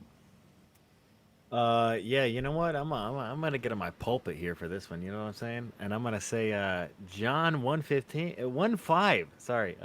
And the light shineth in the darkness, and the darkness comprehend it not. So I think everyone agreed with me that you cannot rely on just physical reality, and that you do need metaphysical descriptions of reality.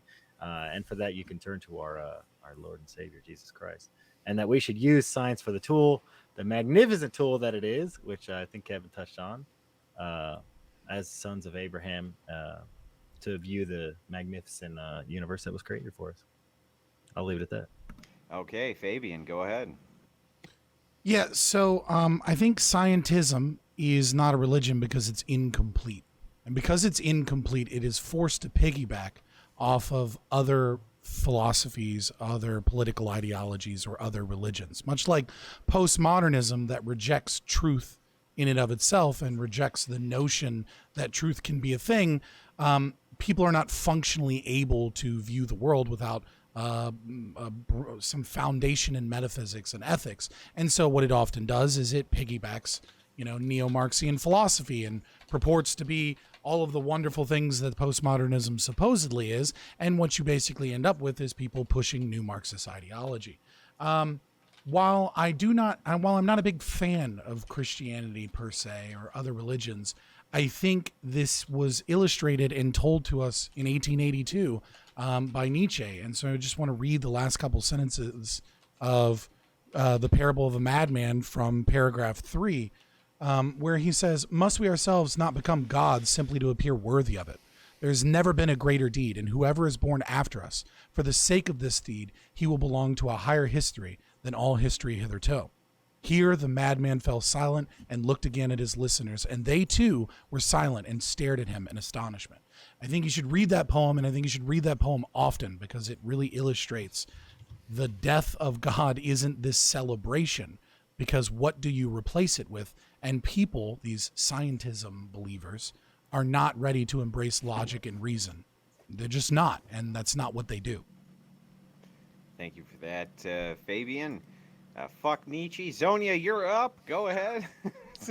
How dare you? Okay, so Kevin, I believe the technical term for a worshiper of scientism is cringe lord. Just want to put that out there so you know. That way you can use the proper noted. term from now on. Actually, I really agree with what Taftaj said. That closing statement was very much in line with my thinking on this, and I don't really have anything to contradict there. I think one thing to keep in mind, though, and I think this is more like just a kind of a message for people, because I think that this is something that many people are falling prey to is scientism, right? And leaning on, supposed scientific fact as something to justify their biases and to play to narratives that they already agree with. I think that everybody should kind of keep in mind that you have to be science itself, as the scientific method, is aware of its own fallibility, and it's important to question its own empiricism and to be peer reviewing things and being doubtful and double. I think they said it was leftist. Only leftists use cringe. Flaws. And so if you're going to rely on scientific claims, you should be ready to question those and to doubt them. I don't think that we can call scientism a religion for much the very same things that Taftaj said, but it's absolutely something that more and more people are using as a form of faith, and that's something that I think is a problem, as was enumerated many times over by everybody here on the panel. So lastly, one thing I also want to say, just sort of to kind of talk a little bit about science collectively. Science as we know it, modern science, was built up over centuries by people of faith, people of many religions. Christians, Hindus, Muslims, etc., across the board. And many of those people were religiously motivated to find new discoveries and achieve things through the scientific method and to contribute to scientific findings. They were inspired by their faith in their God and their religion. So that's something to keep in mind. Science and One of the leaders of the Human Genome Project is a Christian, weirdly is the enough. collective input from many people of many different faiths, motivated and inspired by those faiths, and of non-faith. So it's just sort of like a PSA to end it off with.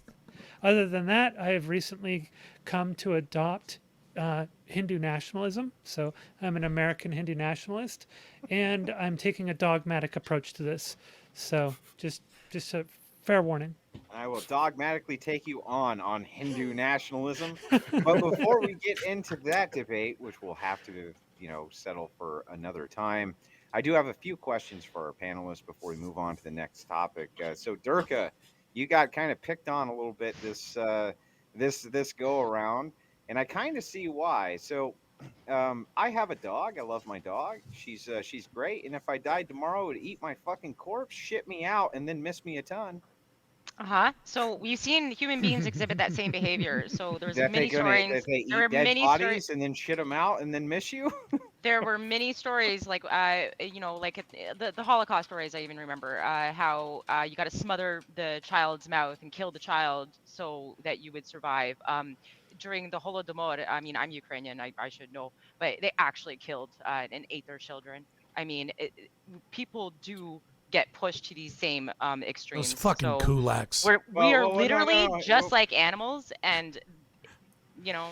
But Durka, just to follow up on this, while I understand that human beings I hope she who are knows in a I'm plight joking. of survival can be moved into doing desperate things in order to not starve to death for various reasons. I don't know that really addresses the fact that my dog, who is not starving to death and just ate his bowl of food, or she ate her bowl of food and thought it was delicious, would eat my fucking corpse, shit me out, and then miss me later. Right. Well, what about the dog that did not eat their master, and for the next 20 years went to the same spot where the owner would come home from work? Yeah, that happened in and Japan with an Akita. Yeah. With an Right. Akita, So right? Who was specifically bred these for animals that? still exhibit some amazing behavior Right. of love, Well, I mean- perceivably. Well, and there it's was like like a- dogs are they very don't unique need in relief. this, though. There was a Dude, dog There's in a Wait, specific oh my reason God, can I for it. finish what I'm saying? Yeah, you can, I'm sorry. But they don't need religion to be that way. Do you see what my point is now? So I No, think I human beings don't need religion Well, I to be don't, this way because- innately. Because when you bring up the Akita in Japan, who went dutifully because his master didn't get off the subway that day, to the graveside every single day for 20 years. It's an amazing story, but it's an outlier, right? Most dogs are fair. going to lick the skin off of you, eat your bones, take a shit. You're gonna Most be human on the beings front wouldn't lawn, be and then they'll be that- like, "What happened to him?" Yeah. Right? Well, most human beings wouldn't be that empathetic to others, that especially if you're not even the same species. You know what I mean? Yeah. What? So and for Especially some if you're not the outlier, same species. Yeah. especially, yeah. So, like, mhm. I mean, the thing is that just we are we used to have this idea of animals in nature. Like Jane Goodall, when she first went out to study chimpanzees, she had this vision of them as this kind of very gentle, very caring, empathetic species. And that vision was completely dashed by her actual observations. And it is very unusual for an animal to give a lot of care to another animal for no reason except altruism. And the reason is because if animals do that, they are costing themselves their own ability to survive and reproduce. And so the chance of passing on that altruism gene is very low because it doesn't benefit them.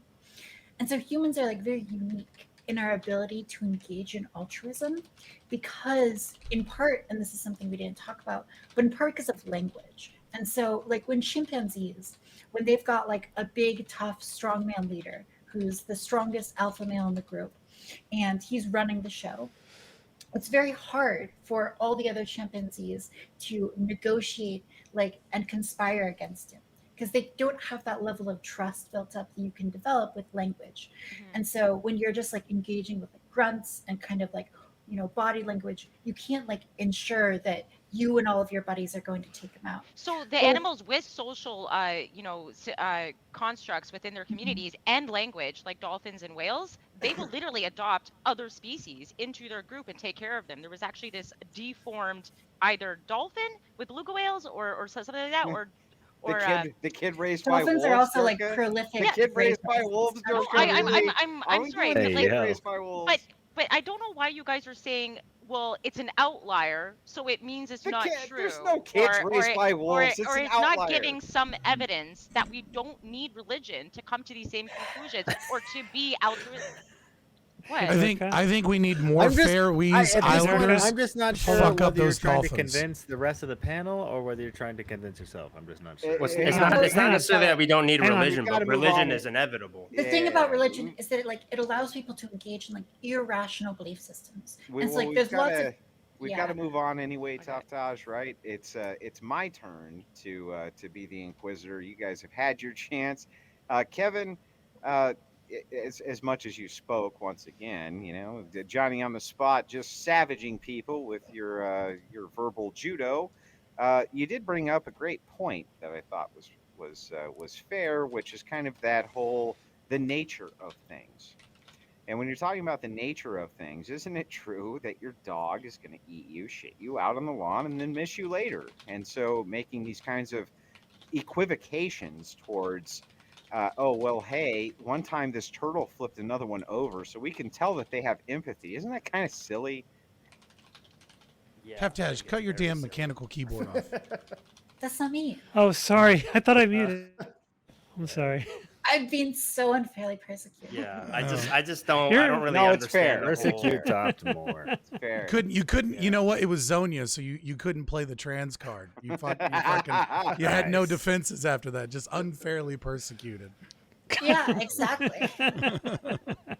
It isn't. You know what? You know what it is? It's the blonde girl. That's what. Now you're both muted. Yeah, Go we ahead, Kevin. No, I'm kidding. Well, I was just gonna say, yeah, I'm sorry. No, damn it! I just had a good one too. I said it was the blonde card that you could play.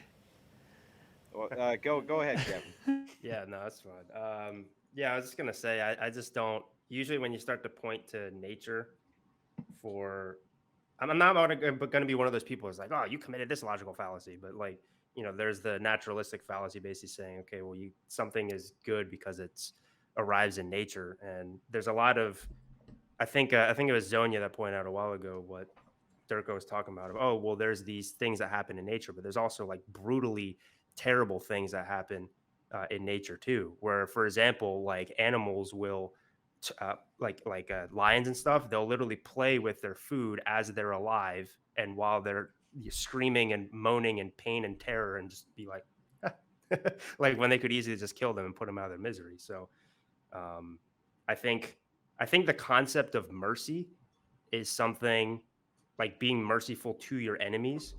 I think that's something that humans, it's kind of a reflection of something that's innately very unique and valuable about humans that animals other than humans literally just do not have the capability of doing. I'm sorry, is it Taftaj? Is that how I say it? Taftaj? Mhm. April?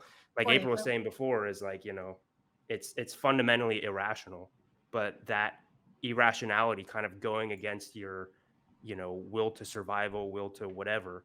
I think that irrationality is what separates humans from animals. So, April, you had brought this up, and I thought it was kind of an interesting point that nobody on the panel had really brought up, and a lot of them seemed to kind of yield your way, which is that we're not fucking animals, right? We're not fucking animals. We do react differently than the lower life forms, and when we actually study them, we realize that cats, like Kevin was just saying, they're fucking psychopaths, right? Like every cat that I've ever seen is an absolute psychopath. It'll play with its food, it'll torture its food, and then it'll torture it twice. And then if it's dead, it won't even eat it, right? It won't even eat it. It'll just be like, well, it's not even interesting anymore. Now give me that good tuna, you son of a bitch. I feel like there's Right? a fallacy there, because then that could be. I had to cut the music on, boys. Go on. Get into that time of night. You know, Just get down low, Got it. get down my slow. own Q&A. Relax. I think it's fair. It's fine to do. It's fine. But aren't you kind of leaning into that Bring in side that of things a little bit there, Lo-fi April? music. As far as Here on animals Fabian is, like, Liberty brutal and humans is not. 59.7. Yeah. I mean, I think humans are very unique in just how social we are, and we need some ability to explain that, because from like a purely evolutionary perspective of like passing on your genes, it doesn't make sense to put in like a lot of effort to defend like your king, right? And your kingdom, or to, you know, do whatever, like save someone from drowning who you're not related to at all. And so you'd expect, if someone is like evolutionarily programmed to save people from drowning who they're not kins with, their ability to like survive and propagate their genes is going to be severely reduced. So this behavior is kind of unusual. And I think that religion is it has a good explanatory power for describing like why humans are so altruistic. And it's because you can encourage people to adopt this kind of like group belief that ensures that even if you're not related to someone, you have like a good expectation of them engaging in kind of reciprocal empathy for you. And so religion, I think in a lot of ways, is like a kind of biological software that allows for people to do things that are self-sacrificing but ultimately benefit for everyone.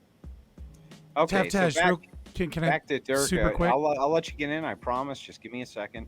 It's not an argument, just a link, but okay. No, I saw the link. I'm putting it in chat right now. So back to you, Dirk. I'm sorry. If you saw a human being exhibit the behavior towards a cat that a cat exhibits towards a mouse, what would you think of the human being? That they're absolutely insane. That they're fucking psychopaths? Yeah, like they're psychopaths, you know, just like you guys were describing what cats do to animals, right? Like to lesser beings than them, like the mouse.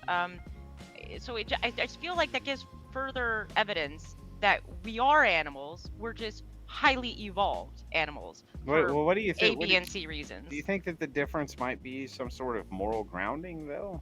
No, so I think I'm pretty firm on this. This one I'm really firm on, that our moral grounding is based on our survival. And like, sure, I wouldn't be able to reproduce, but that was never in my mind forever. I never wanted kids, probably because my mom was so shit. Yeah, but don't you think but that hold on. Like I literally wouldn't be able to live with myself if I didn't try, because I'm empathetic, because I know what it's like. I actually almost drowned once when I was really little. Maybe that affected me a little. Like, oh my God, I don't want someone to go through that same pain. Like, that's it. I didn't. Isn't need that kind of religion to, moral like, grandstanding, though? Like I well, did this. that's what I'm great- saying. It was so selfish. I'm No, I shit you not. I not was being selfish, selfish. but, Yeah. but moral grandstanding that you say it was selfish, right? So instead of taking the normal trope and No, I'm saying, just being "Hey, honest. it was selfless," I No. did this for the express purpose. I kept getting so much praise for the action, and I was like, honestly, stop it. And the guy even paid me, like, he's like, I don't have much money, but here's $100. And I'm like, Did you I'm take like, the I $100? didn't. I did, but I was really poor. You took the fucking $100.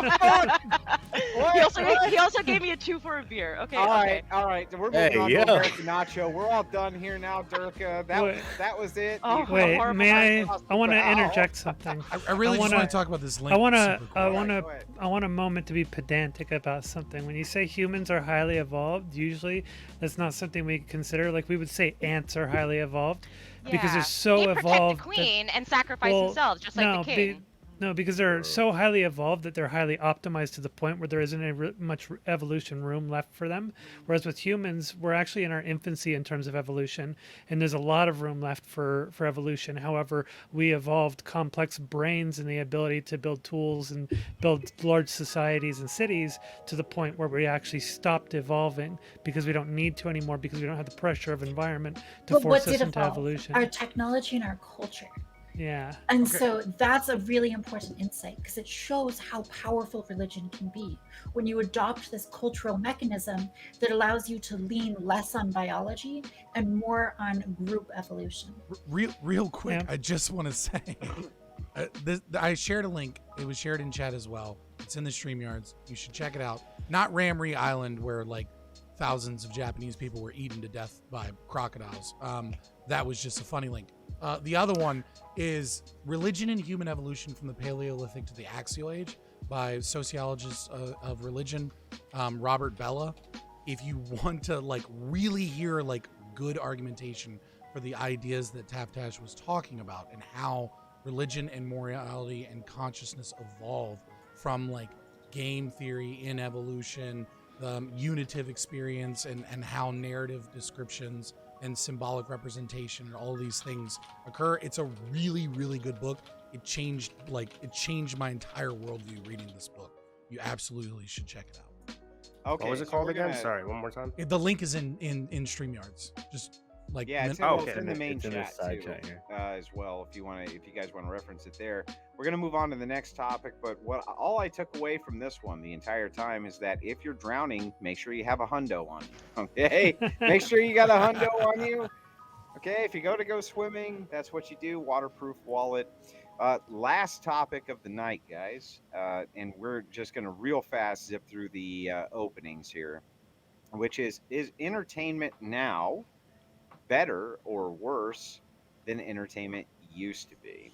Now, I can give you several examples of this. For instance, when I was growing up, hair metal bands were pretty fucking awesome, and I still feel like hair metal bands are pretty fucking awesome, and that modern bands absolutely suck in every way that I can possibly conceive of.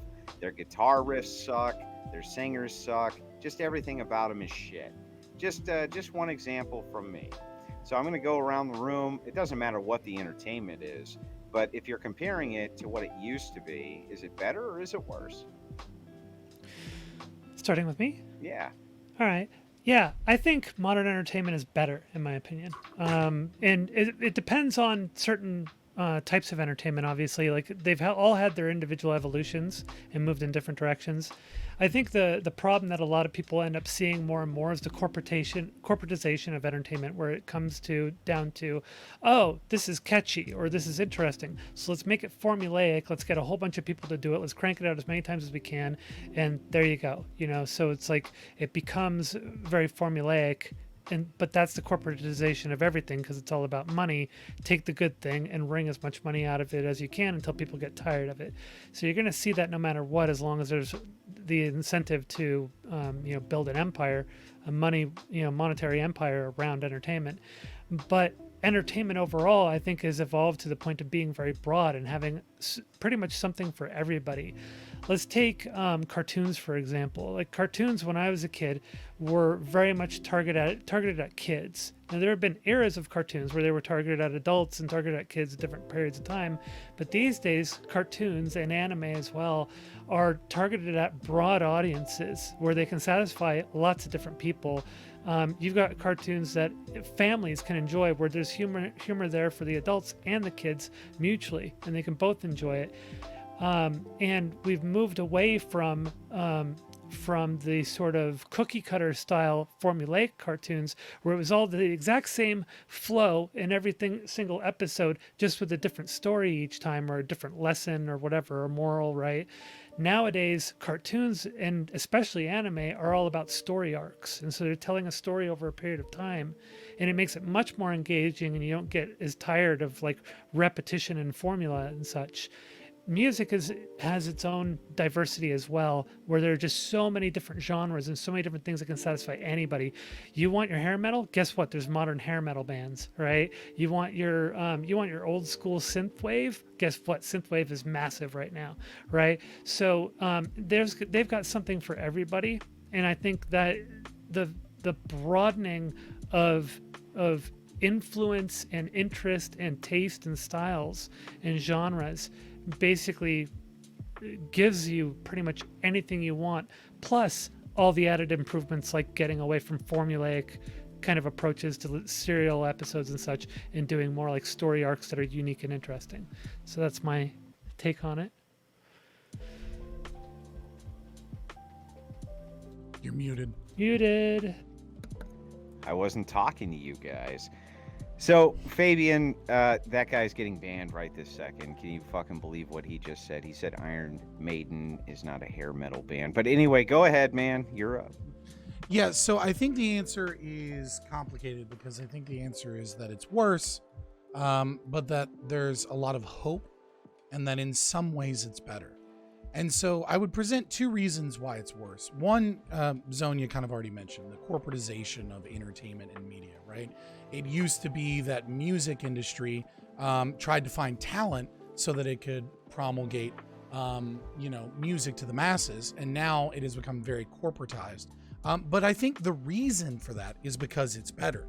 And the reason it's better is because things like the 80s happened, which was the worst thing that ever happened to music, where Gen X trashed and ruined music completely. And the 90s tried to reclaim with grunge some good music, and eventually the corporatization kind of beat them out. But obviously the 80s was the worst thing to ever happen, especially even the metal was worse than some of the progenitors of metal. That being said, what has occurred is that we have more options. And because we have more options, those that are really passionate are able to find what it is that they love, and they're no longer a target audience for the corporation. So the corporation that produces music no longer has to find the passionate people about music.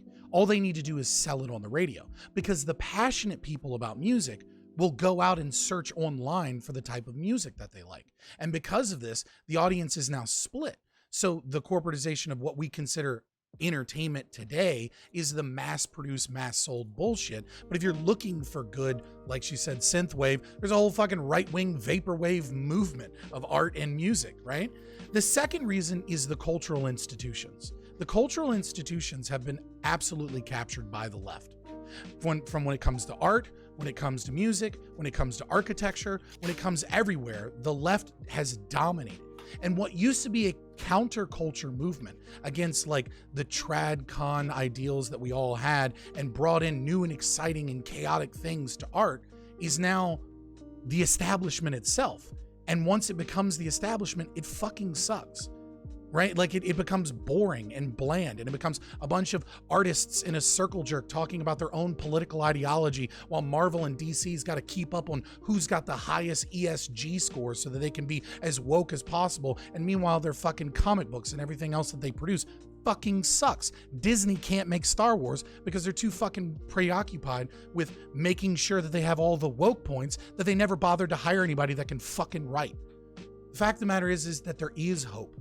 And the hope is that the counterculture is now the right wing. The cool kids are the right wingers. And the thing about the right is that they're slow.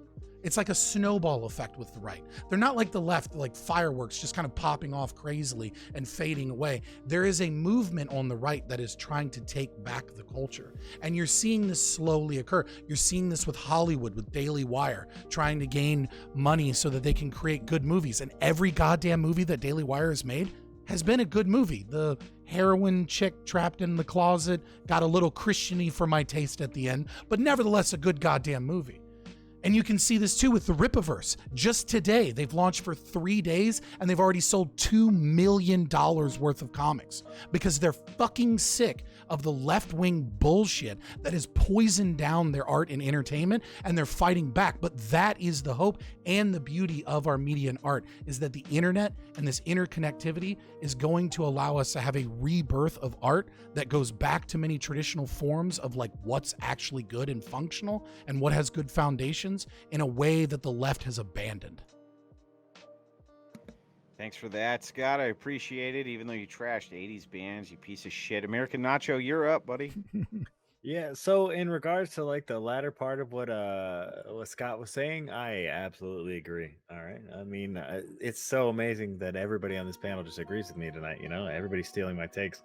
For the first part, in regards to like music, I just have to sit on the fence on that one because it's literally the same thing that makes it good for consumers, makes it bad for artists, and vice versa. It's like artists today, especially just in regards to music, they don't have to, kowtow to like corporate, record labels and say like, oh, how can we get it? All we can do, we can't be a band unless we can get a deal with a record label, whatever, right? Nowadays, you can just put your shit on YouTube. You can just, if people like you, they like you. You can blow up overnight. Pizza Hut off nationalism. A viral, like one viral song, and then you can be selling out stadiums the next day. So it's like really good for artists, but it's like at the same time, it's also bad for consumers and vice versa, because it's like the specialization is great and bad when it comes to music in general. So for this one, I'm kind of a little fence city on that one. But in regards to like more like media, as far as like entertainment, as far as like movies and shows, and especially comedy, yeah, I think Fabian summed it up pretty succinctly, in that the right wing's kind of on top of this because they're taking a little more slower approach and stuff like that. So yeah. Stop saying vice versa, you fuck. Whatever. You know what? Okay. Taftaj, you're up. we're enough whiskeys in the night. All right, I can start repeating myself. Okay, so I think that media and entertainment is different now than it used to be. And I think we could go like way back for this to understand this problem. Like if you look at feudal Europe and you look at the art that's being produced in these cultures, it's being commissioned for like kings and for aristocracy and nobility based on their tastes. And so when we look at like art produced in this era, the art that's like getting lots of money to be like paid for its production, it's designed very much to appeal to a certain kind of taste. And I think now media and art is like mass produced for the bare minimum, what like everyone can sort of enjoy. And so I think that when people say things are worse now, what they're pointing to is like essentially that dynamic. They're saying what exists now is more common denominator, and I don't like that. And so music now I think is better at appealing to a wide range of people, but maybe worse in that it's not as like high art. And I think that's probably what people would point to when they make comparisons. As far as like music and stuff, I mean, a lot of what people have brought up is just that like, well, when I was a teenager, music was good because my brain was like forming then and was filling my experience with lots of oxytocin, and I felt really good listening to that music. And so now it brings me like joy. And that's true of like everyone enjoys the music that they first experimented with as a teenager. But does that make it better? Not necessarily. The other thing is like what Scott's bringing up with kind of the ideological capture of a lot of media. And I think that's like the second component here as far as what maybe makes things worse. But it's also something that has existed in different forms in the past. And so like when you look at media, from like the satanic panic, and people are like trying to very heavily censor things and like push a certain worldview, it also sucks. Like God's Not Dead is like not fun to watch. Like even if you agree with it, it's just kind of boring. And I think a lot of media now is like God's Not Dead for progressive people, or people who really believe that like, these old white men are so evil and racist and bad. Like media basically like exists to play to that sentiment, and that's pretty boring as well. So I think that's the other problem, is that lots of people just feel like ideologically pushed out of the space. You're up, Kevin. Yeah, I'm kind of on the same page as everybody else. It's kind of nuanced. It's both bad or better and worse. It's funny, actually. I remember when you brought this up, my one of my high school teachers, who's my English teacher, he said something along the lines of like, when you guys go to your high school reunions, you're gonna have to play Christmas music because everybody has a different taste in music now, and that's like the only thing you guys can all relate to. And I find that interesting. I mean, I'm 28, so it's like I'm not old by any means, but from what I've heard from my dad and that whole generation is sort of like, for example, if you were like raised in the 80s, a lot of times your taste in music is going to be kind of somewhat similar. At least like how everyone has decided to shit on Andrew liking really 80s hair metal. Nowadays, people's taste in music, because there's so much variety, it ends up being it's the best part about this. Is like way different, right? And so you could make an argument of whether that's better or worse, but now that I think about it more, I think it's possible that you know, my generation and the Zoomer generation, I guess, like there's so many people that like disagree with each other. And at least from my perspective, it seems like older generations, although they disagree with each other, there's still kind of like this sort of sense of identity that they have, as in like, oh, we're like 80s kids and stuff. We listen to the same music, watch the same TV shows and stuff. And I think now everybody, it could potentially be a lot different and cause problems because there's so much variety of thought. But that said, I'm a free speech absolutist and all that type of stuff. And I think what's also really great about the fact that there's so much variety now is that, you know, you have your taste in whatever you enjoy, you know, and to top that off too, the fact that we have things like the internet, we have things like, you know, we can have these discussions where that literally wasn't possible, because this is in a way a form of entertainment. It's like infotainment, I guess, but these types of discussions weren't possible unless you were like on a TV show, for example. So there's more diversity of thought. I think this allows for people who have an interest in intellectual topics to become much smarter because of that. And then it also allows for people who are really stupid to become even dumber, because then you just have all that available to you. So it's almost like the gap between people are it's sort of kind of accelerating. The dumb people are becoming way dumber, and I think the smart people are becoming smarter. So I don't know what the repercussions of that is going to be in the future, but well, where do you put yourself? Definitely on the dumber side. I'm in the manosphere. So. Yeah, he's definitely somewhere in the bell curve. Yeah, Durka, you're up. I'm really happy here that we all Durka. really agree. I think we all really agree on this. It's like pretty simple, especially when it comes to music, and even like the cartoons. Absolutely. There's pluses and minuses to both. I would like to suggest that one thing I would like to touch on is overstimulating a human being. We've only seen that now with all this technology, and oh, I heard that song, I seen that movie, but there's this new one coming out, and we're constantly just are losing our attention span and not being able to just be. And you could see a lot of like anxiety can develop from that. So I don't know if this overstimulation of entertainment is good for us or not. I'm actually starting to think it probably is not good, because we're really bad at controlling our urges to what's the newest thing, what's the next thing. I'm not satisfied with the same thing anymore. Yeah, that's what I think. Also, actually, I was thinking this might go into news, because this is a political show, and the like when a reporter reports on something, it's not good enough to just tell the truth anymore, because that's not entertaining enough. So it's actually really it's messing with our ability to tell the truth, because it's more interesting to like twist it a little or leave out the parts, and then people start coming to a conclusion like, oh, this is really bad, and like just for entertainment value. What the fuck I does this have to think do- that what? is worse What? than the past. A tenuous connection. That's it. Guys, the floor is open.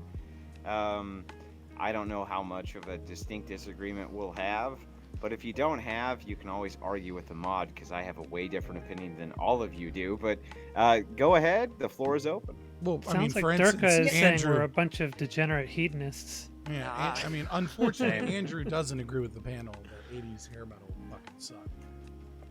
I like hair You- I don't metal. know if the Wait, panel. wait, I don't know wait. if the panel said How that. could you ever I like some of it. fucking say that 80s metal sucked? You're the worst. You don't have a musical bone in your body. You should find a blunt object and smash yourself about the head and shoulders with it until you come to the conclusion that is mine, because I am correct.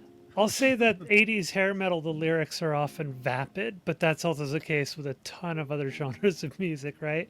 Yeah, that's okay. But there's leave some it at that. good 80s hair metal, and like I like listening to pretty much everything. I love all kinds of stuff, and I just absorb all different styles of music, and also animation, anime, and Western cartoons both. There's just so much there, and so many things that are so interesting, and if you dig through it all, you will find a lot of really amazing gems. You have to really kind of dip your toes into the genres and to like the different communities, because if you're only paying attention to like what Spotify recommends, all you're going to get is the vapid shit, right? Or the most popular stuff, which is going to get pretty repetitive and boring after a while. So you got to actually do some digging, and you will find some amazing stuff all across the board. Well, to set the tone for this, though, what about the fact that Hollywood sucks? And that they're just pumping out, like, remakes and garbage and trash nonstop. Because we're running out of ideas, yeah. Dude, right? you got to go to How many other... Spider-Mans do we need? You got to go But it outside. You got to go sells. outside of Hollywood. You got to go with So- like so this is independent what- film. You got to go with other Well, this foreign. Yeah, So but what happens- this was my point All right, so originally. so is that, that's like, where I disagreed with. Like, I agree with, like on the music. Like, yeah, I'm a little fence city. Like, I'm not really sure whether it's better or worse. But when it comes to like media entertainment and a lot of like television shows and a lot of like movies that are being produced, like, yeah, absolutely, they're all garbage at this point. Well- Like, all of the mainstream outlets, all of the mainstream like streamer like apps, like Netflix and Hulu and all this other crap, like, they're terrible at this point. Like, everything is literally like just based off of like a left-leaning ideology. Everything is just to be shoved down your throat. Like, take this and eat it and go home and be happy with it. That's what you got to Well, do. so You the gotta thing- go I mean, with the that. thing is that they're very the thing exciting. is- Hold on, just to That's finish. selling. That's not what the art is supposed to be about, right? You're supposed to tell me a story that is so fucking amazing that regardless of whether the main characters are trans or lesbian or fucking based Christians or whatever the fuck they are, you're supposed to tell me a story that is so amazing that I don't care about any of that shit, because that's irrelevant, because the story is so amazing that, like, oh, I'm just leaving the theater, like, I can't wait to tell my friends, like, dude, you got to see this movie. Like, we're gonna go get some beers, or we're gonna go see it. We're gonna go watch this again at your house, or we're gonna go back to the theater. We're gonna watch it 3 times this week, like with a new set of friends each time. That's what the art is supposed to be about, not about like shoving an ideology down someone's throat, whether it's a right leaning or a left leaning. You know what I mean? Okay, Well, the thing Nacho, have you that I- watched? I was Okay. gonna say, like, if you watched any Takashi Miike or like Shinya Tsukamoto, Park Chan Wook, you know, like you gotta Bless go. you. You can't Come just. Zoom tight. You can't. You can't just go. What? You can't just go with like this. You can't. The Right, problem that's is that not you're what- sitting down and you're consuming the thing that's being fed to you, which is like Hollywood, Hollywood, Hollywood, I- Hollywood, I right? agree, but that's my point. Is that I'm not attacking like independent filmmakers and independent like shows or animes. Like, I'm what I was specifically attacking is the mainstream or the more like legacy media like outlets that are And that that's are what currently most like people are dominating. watching. Yeah. Right, Like, that's what's popular is Marvel and all the things that are coming out of Hollywood. right. Because people Marvel sit is down, so people work blah. 12-hour shifts a day, and then they come home and they sit down. They don't want to do another hour's worth of fucking work to research like what is a better show than whatever they're watching. What about Wanna just flick the what's TV. what about just what Netflix has? There are a lot of amazing shows on Netflix, right? Yeah, I mean, like, I recently watched Spiderhead. That was a fucking great film, for the record, on Netflix. Yeah. I mean, I didn't like the ending, but I mean, you know, whatever. The director finally was able to do something that was a pet project that he wanted to do, and Netflix gave him the freedom to do that because he had established such a a name for himself that they trusted him with the budget to be able to do so. But I think what you're really referencing here is, apart from the cultural capture of these institutions and Hollywood being a big one, right? I think the issue here is what happens when you have an oligopoly, right? Or a monopoly or a monopsony, whatever you want to, whichever one you like to phrase, right? That Hollywood and these studios produce the majority of the content. They have the connections to do so. They have the funding and the money to do so. And it is something that I think is going to die because of how trash their content is that they're producing.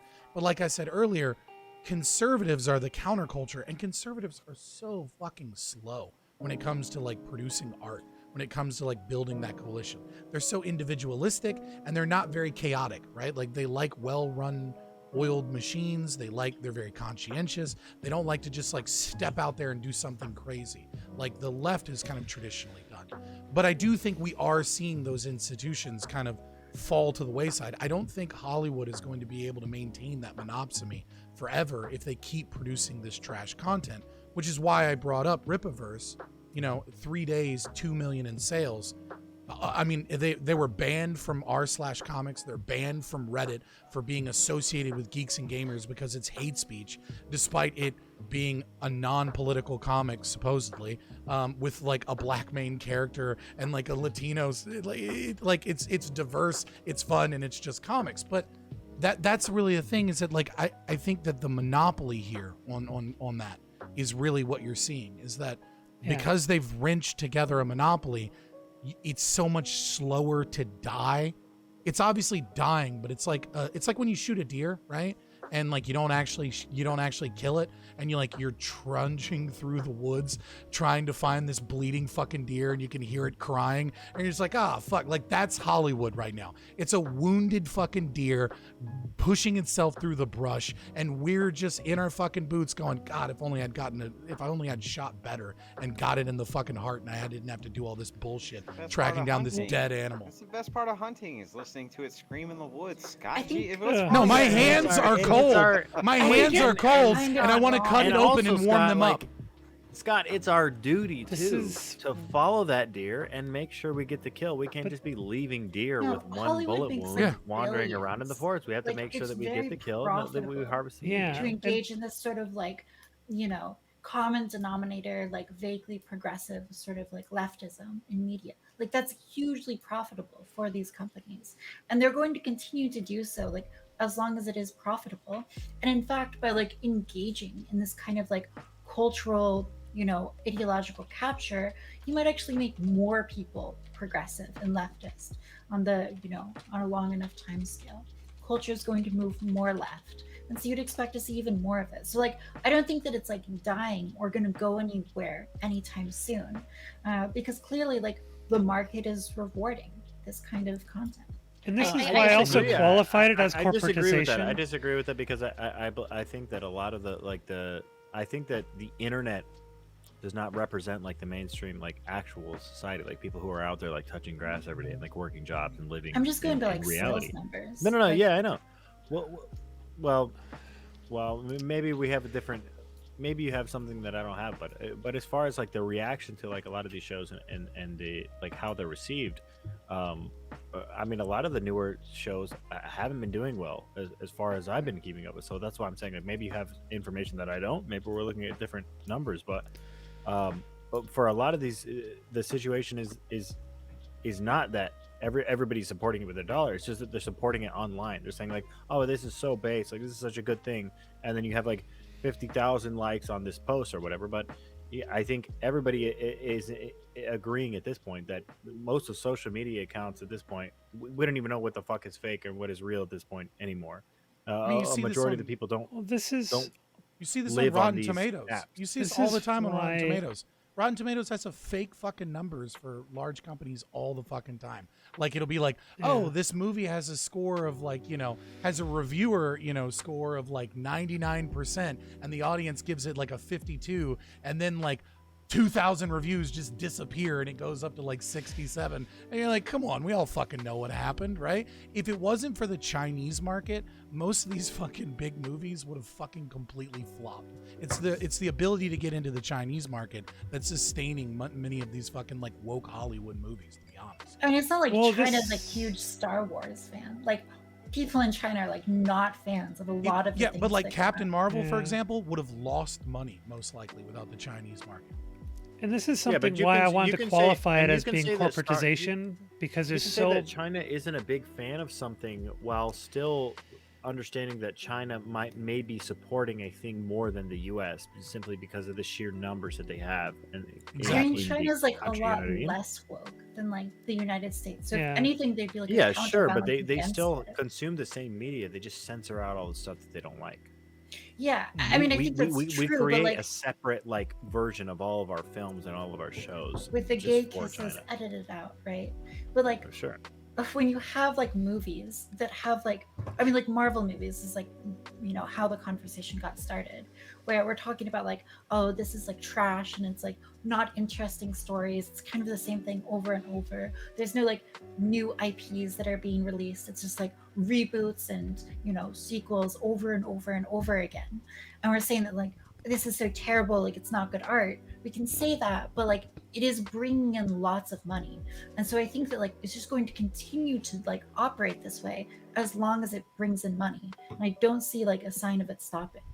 Because there is like there's a big market for these things. Like lots of people in America are progressive and will continue to demand woke media. I think it's the opposite is true too, though, right? Is like, I think maybe we're putting the cart before the horse, because I think there's as it gets more woke, right? Or it gets, I don't even think that like more woke really bothers most normies. I think we kind of all as streamers and online pundits like kind of live in a space where people are bothered by the shit more than they actually are.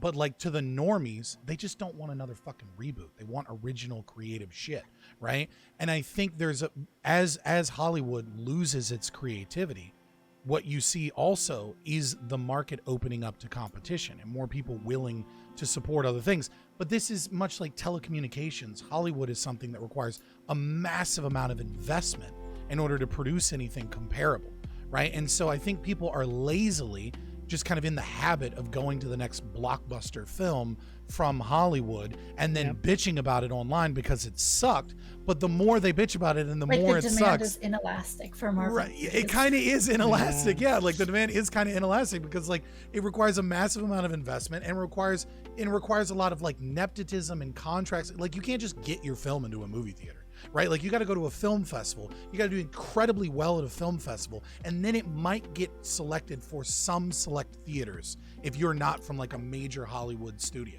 But if you're from a major Hollywood studio, it's as simple as a fucking phone call.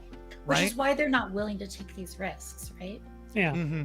And they got their quotas as well. It's like, okay, well, these are some we're tried and true franchises, right? And so we're going to crank out the next one soon here. So. And it's only like massively successful studios like Pixar that can like get away with, telling like new stories. And the only way they can do that is by following like a very pre-prescribed brand. Like when you go to a Pixar movie, you know the kind of story that you're going to get. Yeah.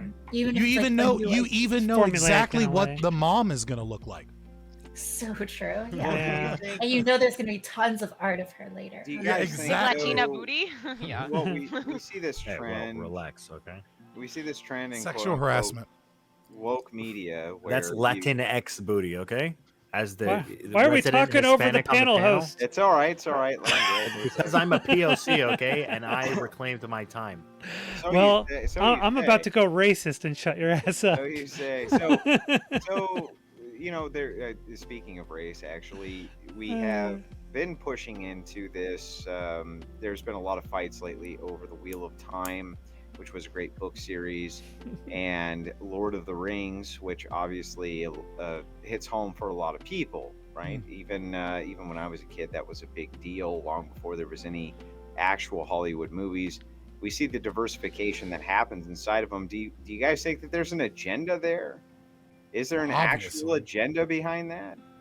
I mean, obviously. What do you mean by agenda? I mean, right. I mean, like, how conspiratorial do we want to get, and how realistic do we want to try and remain, and how much guesswork do we want to do? There's obviously an agenda, right? Like, but I mean, like you there's can sort of like Christopher Rufo, like watch what Disney executives said about the "Don't Say Gay" bill and shit. Yeah. It's like very clear that they're ideologically possessed. I mean, they said like we have a goal here, like they.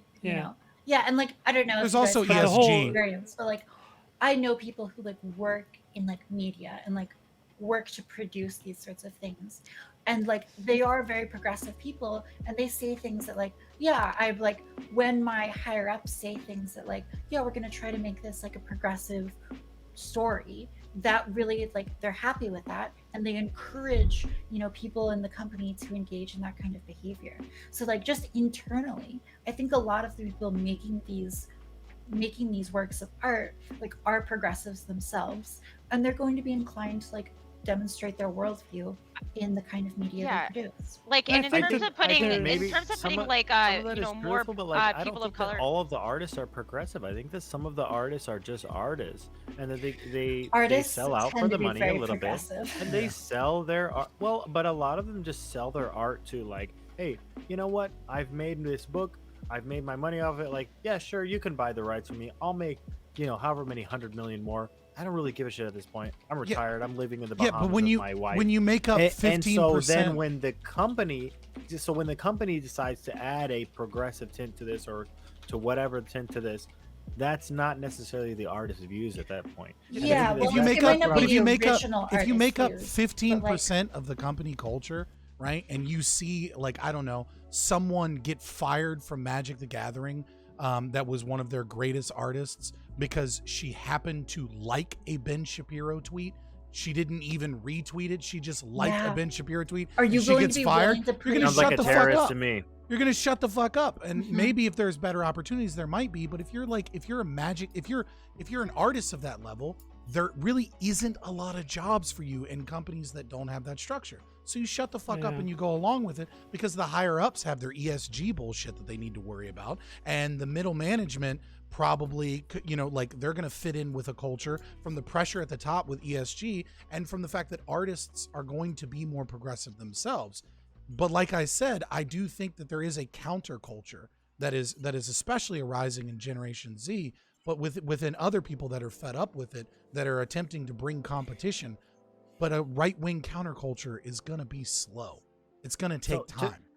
Okay, so to kind like of what, piggyback what off of what Andrew Scott was said saying, real quick, because this Okay. is super short, but like basically, like I agree with a lot of what Scott said, and basically just to say that, like, the artists, I think a lot of the time, there's a lot of Chris Pratts out there. You know what I mean? Like, these people aren't like incessantly like right wing. They're not out there like espousing like whatever the fuck you think is like uber right wing takes. They're just people who want to live their lives. They just might have a little more leaning towards like family values and other things that maybe happen to be shared by like right wingers, but they're not out there like saying like Trump 2024 baby. Like, Chris Pratt isn't out there doing that kind of shit, but yeah, he gets smeared all over the media just because he's like in support of his family, he loves his wife, or he's happy to have like a daughter, even because he's had like a mentally disabled like kid in the past, and like so they take that and use it against him to beat him over the head and all this other bullshit. It's like, he's just a dude. At the end of the day, I don't really think that Chris Pratt is like a super right winger.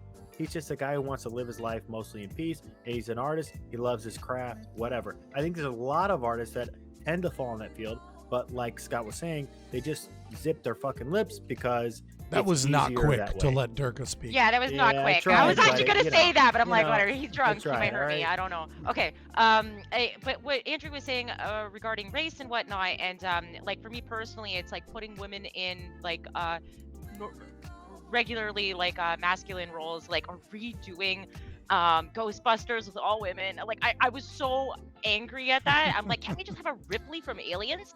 But I would like to say, especially when it comes to the Black community, sure, it might look like, oh, they're just pushing it in just to be woke and whatever, and to appease the lefties. But at the same time, it's like, well, these young African Americans, they would never think that they can achieve something like that unless they see it. It's really hard for someone to get out of like if you only see white people doing this one thing, like you start to think, I can't do that, like, just because we're creatures where we see a pattern, and you wouldn't even try. So I think that is necessary, and maybe for a few decades it's going to suck a little, but Right. then we're going to find some really great artists like that are women. Another fucking Ripley. I wanted Ripley from Aliens. She was so kick-ass and feminine too. She was like feminine and vulnerable, but like still like a kick-ass woman. Like, you know what I mean? Like But it's okay to be vulnerable. Let me that. let me explain why this is bullshit, right? I'm with you in the idea that, like, to a certain degree representation matters, but this isn't representation. This is white woke silver spoon socialist people that want to attack other fucking stories that exist, reboot it, and then just put token black characters in there. Like, where's a fucking movie about Aksum? Where is a movie about like Kush? Where is a movie about Mansa Musa? Like, they're not telling black Right. stories. What they're doing is they're taking They should European. reboot They're Shaka taking Zulu. right. Yeah. They're taking stories that are European stories, and then they're just randomly rebooting them, making trash writing Sure. because That would be a all that better matters to them solution. is the woke I mean, look at bullshit, Hamilton. and it's a bunch of fucking white woke kids in a fucking boardroom going, how can we be an ally to the blacks, instead of just fucking like making good stories, and regardless of the race. And if you did that, there's tons of other stories that you could tell. Sure. Yeah. Yeah.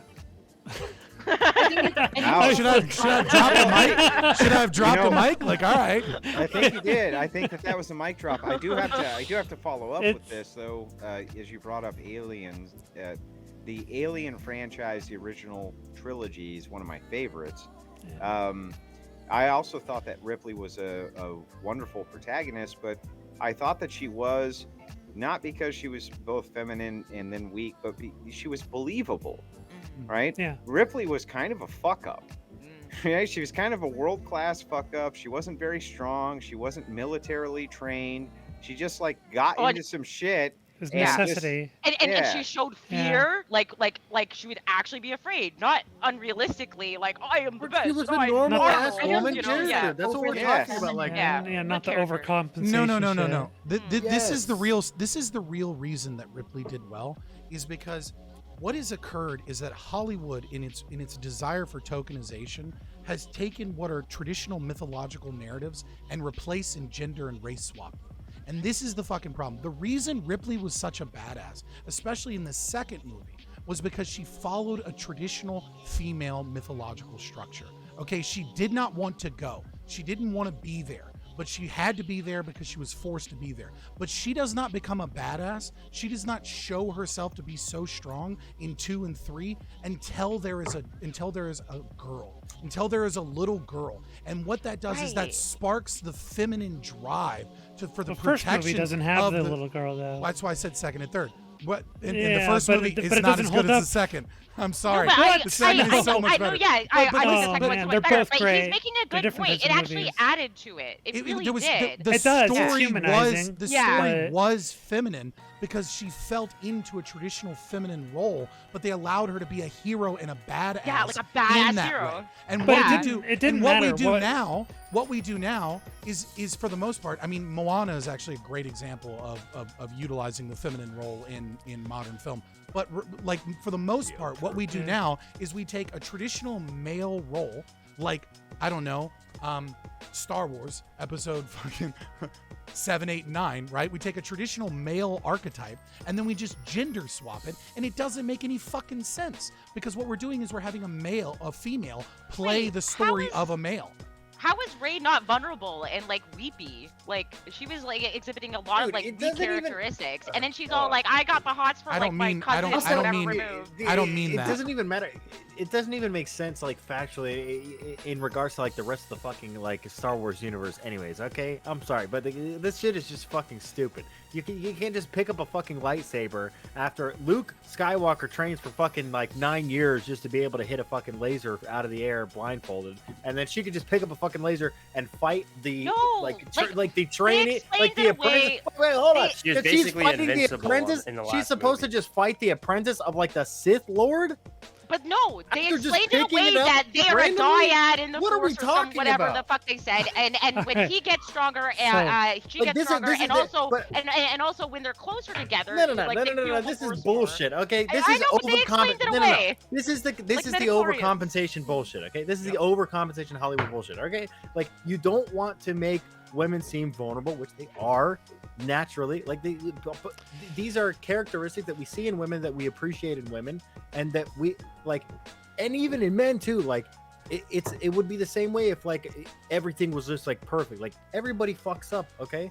Right. And so it's okay to like. I really like the Frodo to character. show, Yeah. right. It's okay to show that, and that's why we were saying like we She like had an this character more. incomplete male Yeah. hero's journey. It was a this is writing just- fucking mess. It's It just was a ridiculous. Like even for a male, like yeah, even if that was a man in Rey's shoes, everyone in the Star Wars universe should be pissed off. Anybody who's a Star Wars fan should be pissed So- off. At that. Yeah. So Overall, really great example. overall, I Kylo Ren agree is with bullshit, okay? overall I agree with Scott and his approach to this.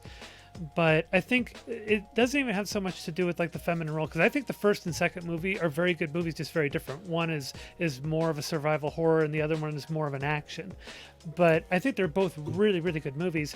But the thing that makes that character work so well is just it feels very natural, and it evolves very naturally, and doesn't have that try-hard feel where they're trying to shoehorn a token feminine character into a masculine role.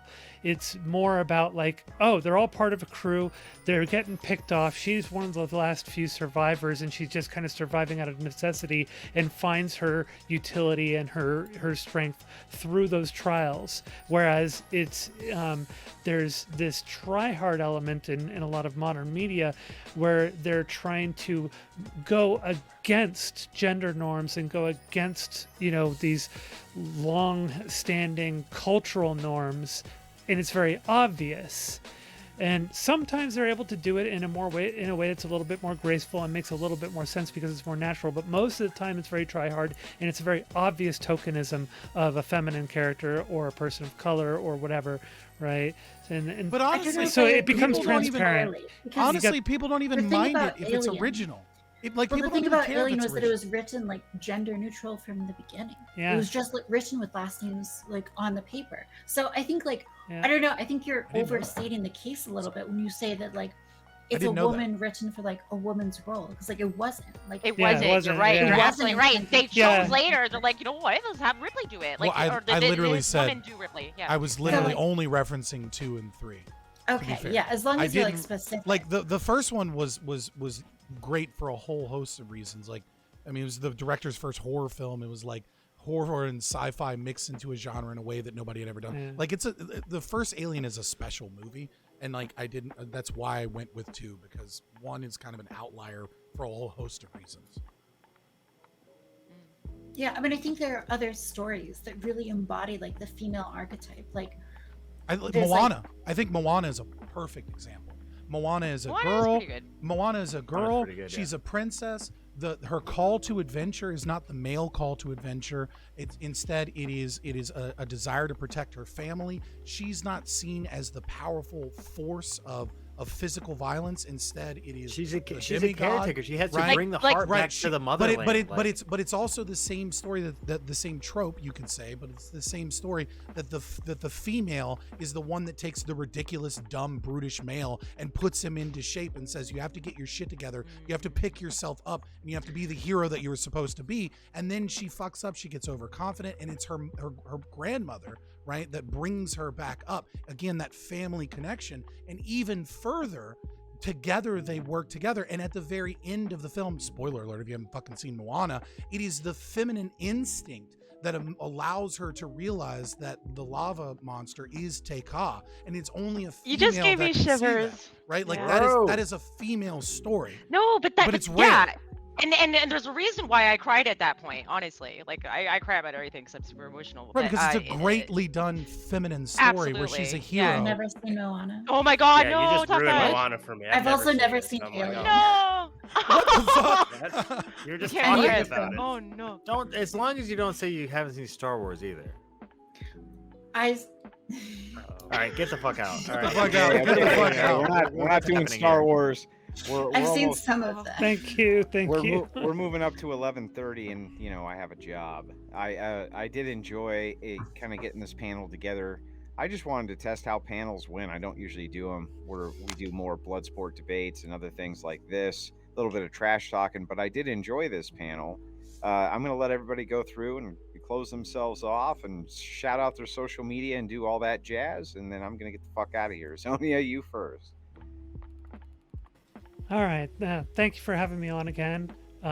Cool panel show, by the way. And I would imagine that Andrew might be a little surprised to get like 100% agreement on like the last topic, with a bunch of people basically being anti-wokeism, right? So A little bit. yeah. No, so I love modern media, but I also don't partake broadly of like what the typical offerings from like Hollywood and Marvel and all that other crap. But I partake of a broad range of media, and I think that there's so many more options these days, so much more variety, that I think modern entertainment, modern media is perhaps kind of like not done the justice that it should be done because of the visibility that the Hollywood, monopoly has on things. So I think it overshadows all the really good media that's out there, and I would encourage people to go and explore more and find other stuff that's off the grid a bit, and don't just look for the popular stuff or look for what's suggested on the popular sites and stuff.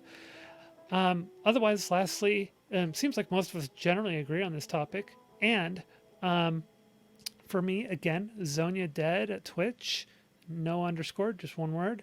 And you can also follow me, Durga Zonia, DurgaZonia at Twitter if you want to see some of my edgier memes and content and stuff. It's a great I'll panel. probably say things that will offend you, and you should take it personally. And if you do, you're a fucking pussy. Otherwise, that's about it for me. Thanks for having me on, and great panel. You're welcome, but I did want to ask you something. Sure. So I am conflicted on this subject of the new Lord of the Rings, right? I do understand in that particular instance, generally speaking, I always think, who cares about the lore as long as the characters are interesting. But part of what made the original Lord of the Rings characters interesting was the world that was built around them. You know what I mean? The fact that the ethos was distinctly European. There's no doubt that that's true. Like there's just no fighting it. Do you think it was a mistake for them to go down that road of trying to overly diversify it to the point where they're saying Lord of the Kangs and you know what I mean? Shit like that. That's an interesting one. I think they did a really good job with it, and it didn't feel too forced at the time, right? It felt kind of like it fit. And I think that's where you get into, like, you can inject a little bit of diversification into a story that traditionally did not have it, if you can make it feel natural and feel like it works. And I think they did a good job with that. Like, it didn't feel forced into the story. It didn't feel like it didn't fit, right? And what about once you get to the what about this suspension new of one that's disbelief, coming out on Amazon, which is like a prequel, to the yeah, Lord of the Rings. I don't know. I mean, they're pushing it pretty hard, It seems like they are. I haven't actually watched any of the previews, but I'm hearing from all like what people are saying about it, and it kind of sounds like it. So I probably should take a look and see. I haven't seen enough to comment on it myself. I need to read on it. But yeah, if they're really pushing it the way people are talking about it, then it might be an issue. I'm sure Jeremy will have a lot to say about it, right? The quartering, right? Fabian, you're up. Yes, so I am Scott from Fabian Liberty. We're an anarcho-capitalist duo stream. We do some news reactions. Every now and then we dig into a story everybody's talking about and look into like some stuff that, get some exclusive stuff. But for the most part, we just do reactions, some philosophy reading nights, some movie nights, fun stuff like that. We do a lot of interviews. And on the 27th, on Wednesday, we will be interviewing Yaron Brook, chairman of the Ayn Rand Institute, which I hope is going to be an amazing interview. And this Tuesday, we will be interviewing John Cochran of No Relation, who's running for the LP in Alabama and talking about like the paleo-libertarian strategy and what he's trying to do there for the LP, if you're a big libertarian. Yeah, I don't have any outro on the other stuff, but in terms of the woke Lord of the Rings, all I have to say is that the reason that I think it infuriates people so much is that they're taking beloved franchises and stories that they grew up with, interjecting politics and having shit writings. And I mean, it's very obvious with the Lord of the Rings because they did a fake interview with fake fans that were obviously like interns or somebody they paid that just talked about diversity the entire interview, about why they were excited and were like, yes, queen. And it's like, no fucking Lord of the Rings fans look like me, and this is the starting weight. All right, they look like me and they get bigger from here, baby. Like that's what hardcore Lord of the Rings fans look like. And so it's obvious trashing of people because they know that they can get nerds to show up and watch this shit. either out of hate views or because they love the franchise so much, and they can shit on it as much as they want, and they can have their white silver spoon socialist people interject whatever. But when they do their own stories, if they don't flop, which they often do, it doesn't piss anybody off. Like, I've not heard a single person on the entire internet angry at Freeform producing Motherland Fort Salem. And yet this is clearly a reversal of the patriarchy and a lesbian fucking teenage drama show with witches. And it's kind of a guilty pleasure of mine, even though it's not that good. But nobody cares that it's not that good because Freeform's doing their own fucking thing instead of shitting on a beloved franchise. And so that's what I'd have to say to that. Have you seen the Wheel of Time series, Scott? No, I was like, I'm good. Okay, well, I grew up reading those books. I mean, from Fair the time enough. I was a little kid, and you know, they made some of the prominent characters lesbians for literally no reason, and it ruined actually the relationship that they were supposed to have with other. You know what I mean? And I just like the I don't Dark Tower, understand- where one of the characters. Well, I don't know. I never saw the Dark Tower. Well, but you read it, like one of the characters is supposed to be vehemently racist towards the main character, and they race swapped it and then couldn't make her racist in the way that you like. They literally changed the entire dynamic of their relationship, so therefore it just rewrote the story because reasons. It was just stupid. Yeah, like it was it literally was the race was an important aspect. Yeah, in of this the character. particular case, they typecast people who were outside. Again, it was a highly European setting, let's say, but they did typecast people out of that who I think did a great job. But there was just no reason to make these two characters lesbian. There was just no reason for it. I There still don't was. understand it. Yeah, right. There was. It just. I'm just saying. I digress. American Nacho, you're up. Yeah, so generally, just to end on this topic that we were on about the media, the woke media and all this stuff, I think as long as you're making great stories, to some degree I don't really care what's in there. I might not agree with the whole alphabet agenda, but if you create an amazing story, like, it doesn't matter to me what the characters are. I think the X-Men did this really succinctly. I think the X-Men did an excellent job. And I think that's why there was a lot of like outrage when they were like nervous about Disney taking over this and what they were going to do with this, and people were complaining about whether it was going to be. It's like the X-Men is like the perfect, this is supposed to be all inclusive. These are literal like mutants in the storyline. These are people who are completely different from society. This should encapsulate everybody from any walk of life, and to say that you can relate to any of these characters. So on that aspect of it, it's like, I think if you just focus on the story the most, as an artist, it doesn't matter. You know what I mean? Like, those things will work themselves into it because artists tend to be a lot more liberal and all that stuff. And so you don't really need to be forcing this stuff down people's throats. And Well, doesn't yeah, that as kind far of, as my outro, like, well, go ahead. Well, I was going to say, doesn't that kind of blow up in your face bringing up the X-Men, though? Because the original point of the story when it was a cartoon was that this was a highly marginalized group that was totally oppressed, hunted down ruthlessly by the government. You know what I mean? It is Sure, but isn't that kind of counter to the narrative a bit? I don't know what you mean, because I'm saying, like, this should be like, you shouldn't have to do anything else to the story. That's what I'm trying to say. You know what I mean? Yeah, right. But what made the story good was the conflict between the fact that this was like a marginalized, hated group that was ruthlessly hunted down by the government, right? Right, Sure, but like but they're not yeah, I making like agree, but, social like, so what is that? How commentary does that go against, like, about race or religion. They're just saying this group, like mutants, and it could Yeah. apply to race or religion or gender or Oh, whatever. you're getting Yeah. so clipped, Durka. So clipped. really? I'm So- kidding. Oh, I think I'm clipping. I don't know how we're gonna mix it together, but we're just gonna clip the hell. I'm Whatever. kidding. That fucking No, Magneto no. scene at Auschwitz was fucking dope. Yeah, it was good. For real. It was- So, but yeah, I don't know if that, I don't think that's contrary. Ronald Reagan. Basically, that you shouldn't have to shove anything in there. It's like especially like X-Men. My point was just that like X-Men take it regardless of whether or not anything else is added included Yeah, into this. and they It's didn't like, focus this that is a Storm perfect was example of, like, black, but this it's is just what- she's just awesome the way she is. You know, they didn't yeah, have to this focus is a on- perfect yeah. example of like very how excited like about X-Men, Durka. these. Right? You're getting very, very excited about Storm from X-Men. calm down. Let American Nacho get Okay, through sorry. his. Yeah. And I said calm down to a woman. They're gonna clip that too. Anyway, You go made ahead, this- American Nacho. Shout your channel out. So yeah, that was basically it on that, to end on that topic. And then yeah, I'm American Nacho.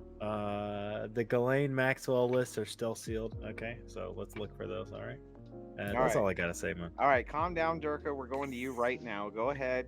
You're up. Okay, sure. I'm Durka. I'm Not nobody. being fucking out of control, Durka. Keep your shit together. Go ahead. Okay, I'm sorry for my feminine wiles.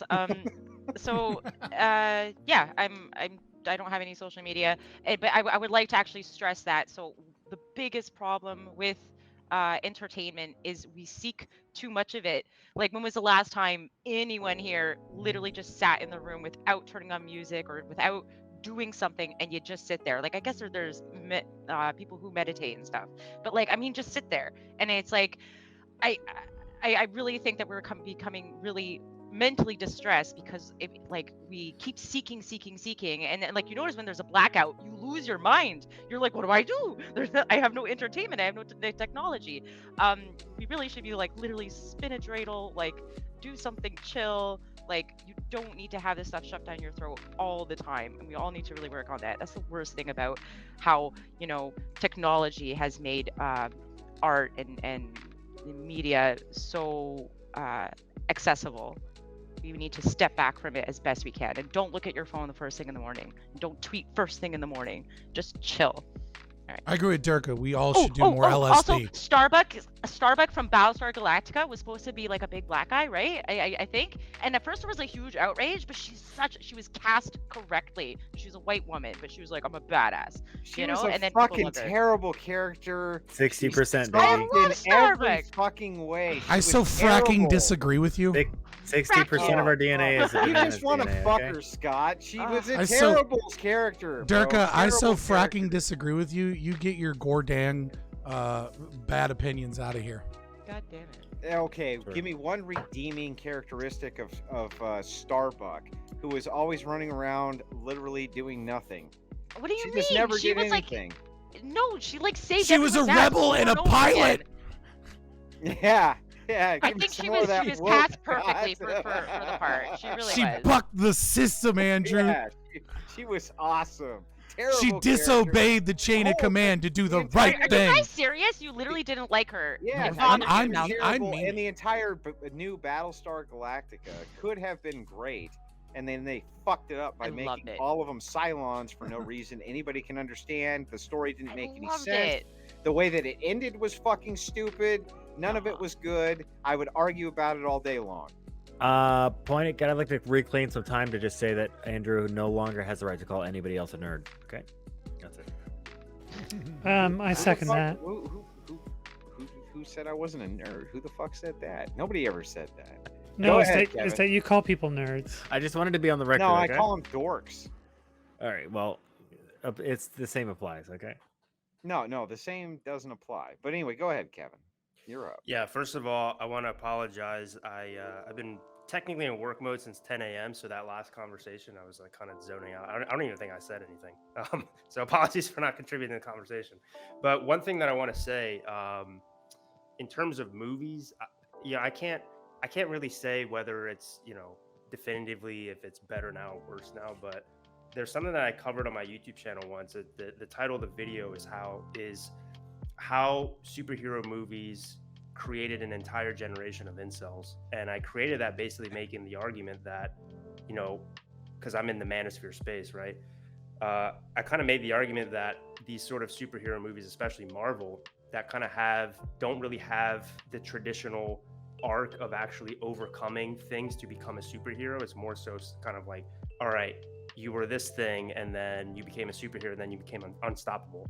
A lot of these movies, they still have the part of going from nothing to a superhero is great, but then once they're a superhero, usually all the things that create that characterize like overcoming and masculinity, and I cover Nietzsche a lot on my channel, so the idea of the Nietzschean Übermensch, one that overcomes, that's not really there anymore. And in my comment section of that, I had so many people fighting against me, basically trying to defend like their superhero movies and shit, and yeah, I think I think regardless of whether media and stuff is more entertaining or less entertaining now, we have to remember that they have a huge effect on the minds of children, especially. So I think that's maybe a discussion for another time. But Yeah, I think Iron Man did. anyway, I'm Kevin Ray Wilder on YouTube. I basically only post there. I have a pretty popular Instagram account too, but I never use it, so don't even go over there. Just go to YouTube, Kevin Ray Wilder, and I cover mostly self-improvement, self-development, fitness, philosophy, and yeah, I guess I'm technically part of the manosphere, but also not really. So if you're into that type of stuff, I guess I give a lot of dating advice and that type of shit too. Go check me out. Okay. Well, for $5, R. Allen says nothing. That's my favorite kind of super chat. Taftaj, you're up. You're muted. I'll try to keep it short. I think a lot of times when people say that media is worse now, what they really mean is just like, I liked things that were around when I was a teenager, and I don't like things now because I'm an adult and I'm jaded. Like, I think that if X-Men were released now for the first time, everyone would be calling it like woke garbage that's just like pushing a political agenda. And because it was released when a lot of people were teenagers, it feels cool and nostalgic. But the reality is that, like, I don't know, a lot of this progressive media stuff, it sells well, and as long as it continues to sell, it's going to be produced. And whether or not media is like good or bad, you know, She the reality undoes is her that it's very entire effective and at our generating entire revenue. arguments. And so there it was effective at generating revenue in of points we've already feudal addressed Europe, and throughout it the looked different conversation. because What the are way you to doing, generate revenue Taftaj? in feudal Europe was different from now. And now the popular thing to do is to play to like a progressive messaging. So I think as long as that's the case, that's how media will operate. You guys can follow me, Taftaj. I stream on Twitch and YouTube, and I've got an account for politics only. I've got an account where I post sexy pictures as well on Twitter, so you guys can check that out. If you just Google Taftaj, you'll get it. That's all. Yeah, be very careful about going to that Twitter is all I'm going to say to people. Yeah. So, It's I got know a the fuck warrant you're talking about. inside it. It's a great Twitter, but it has made it to where I am no longer able to open up Twitter on stream unless it's on another monitor, I just did- in case. I made a new Twitter that's safe for work. Oh, Okay. so you got an SFW one now? Yes. All right, there Well, we I go. can finally follow you. yeah, I'm not even going to get into my takes on any of that because God help you all if I did. But I will say this: I It's appreciate degenerate AF. I appreciate all of you coming out to the panel this evening. We kind of put it together last minute. Half of it was just a test to see how it would go, and I enjoyed it quite a bit. So, thank you all for coming out, This is great. and we're gonna Please get do the more hell- of them, even if it's Yeah, not yeah. every No, no, Friday. Yeah. Yeah, this is every, fun. Every Friday there will be a Inquisition. I think that I know the structure that I want to use from now on, and it'll be a lot of fun. But I will end with this, just like some BPF words of wisdom, which is that when it comes to entertainment, it's subjective, right? So Taftaj says, you know, there's a bit of subjectivity there because, you know, the shit that you grew up with, there's some nostalgia there, and they are pushing what's popular. And you know, Fabian Liberty says, hey, that may be true, but there's also an agenda. Maybe there is a mix of both, but I will tell you this one thing, which is that 80s hair metal bands were based. Fuck you, Fabian Liberty. You just watched a clip from our Twitch channel, Fabian Liberty. If you like content like this, please like and subscribe here on YouTube, or go ahead and give us a follow on twitch.tv/Fabian Liberty.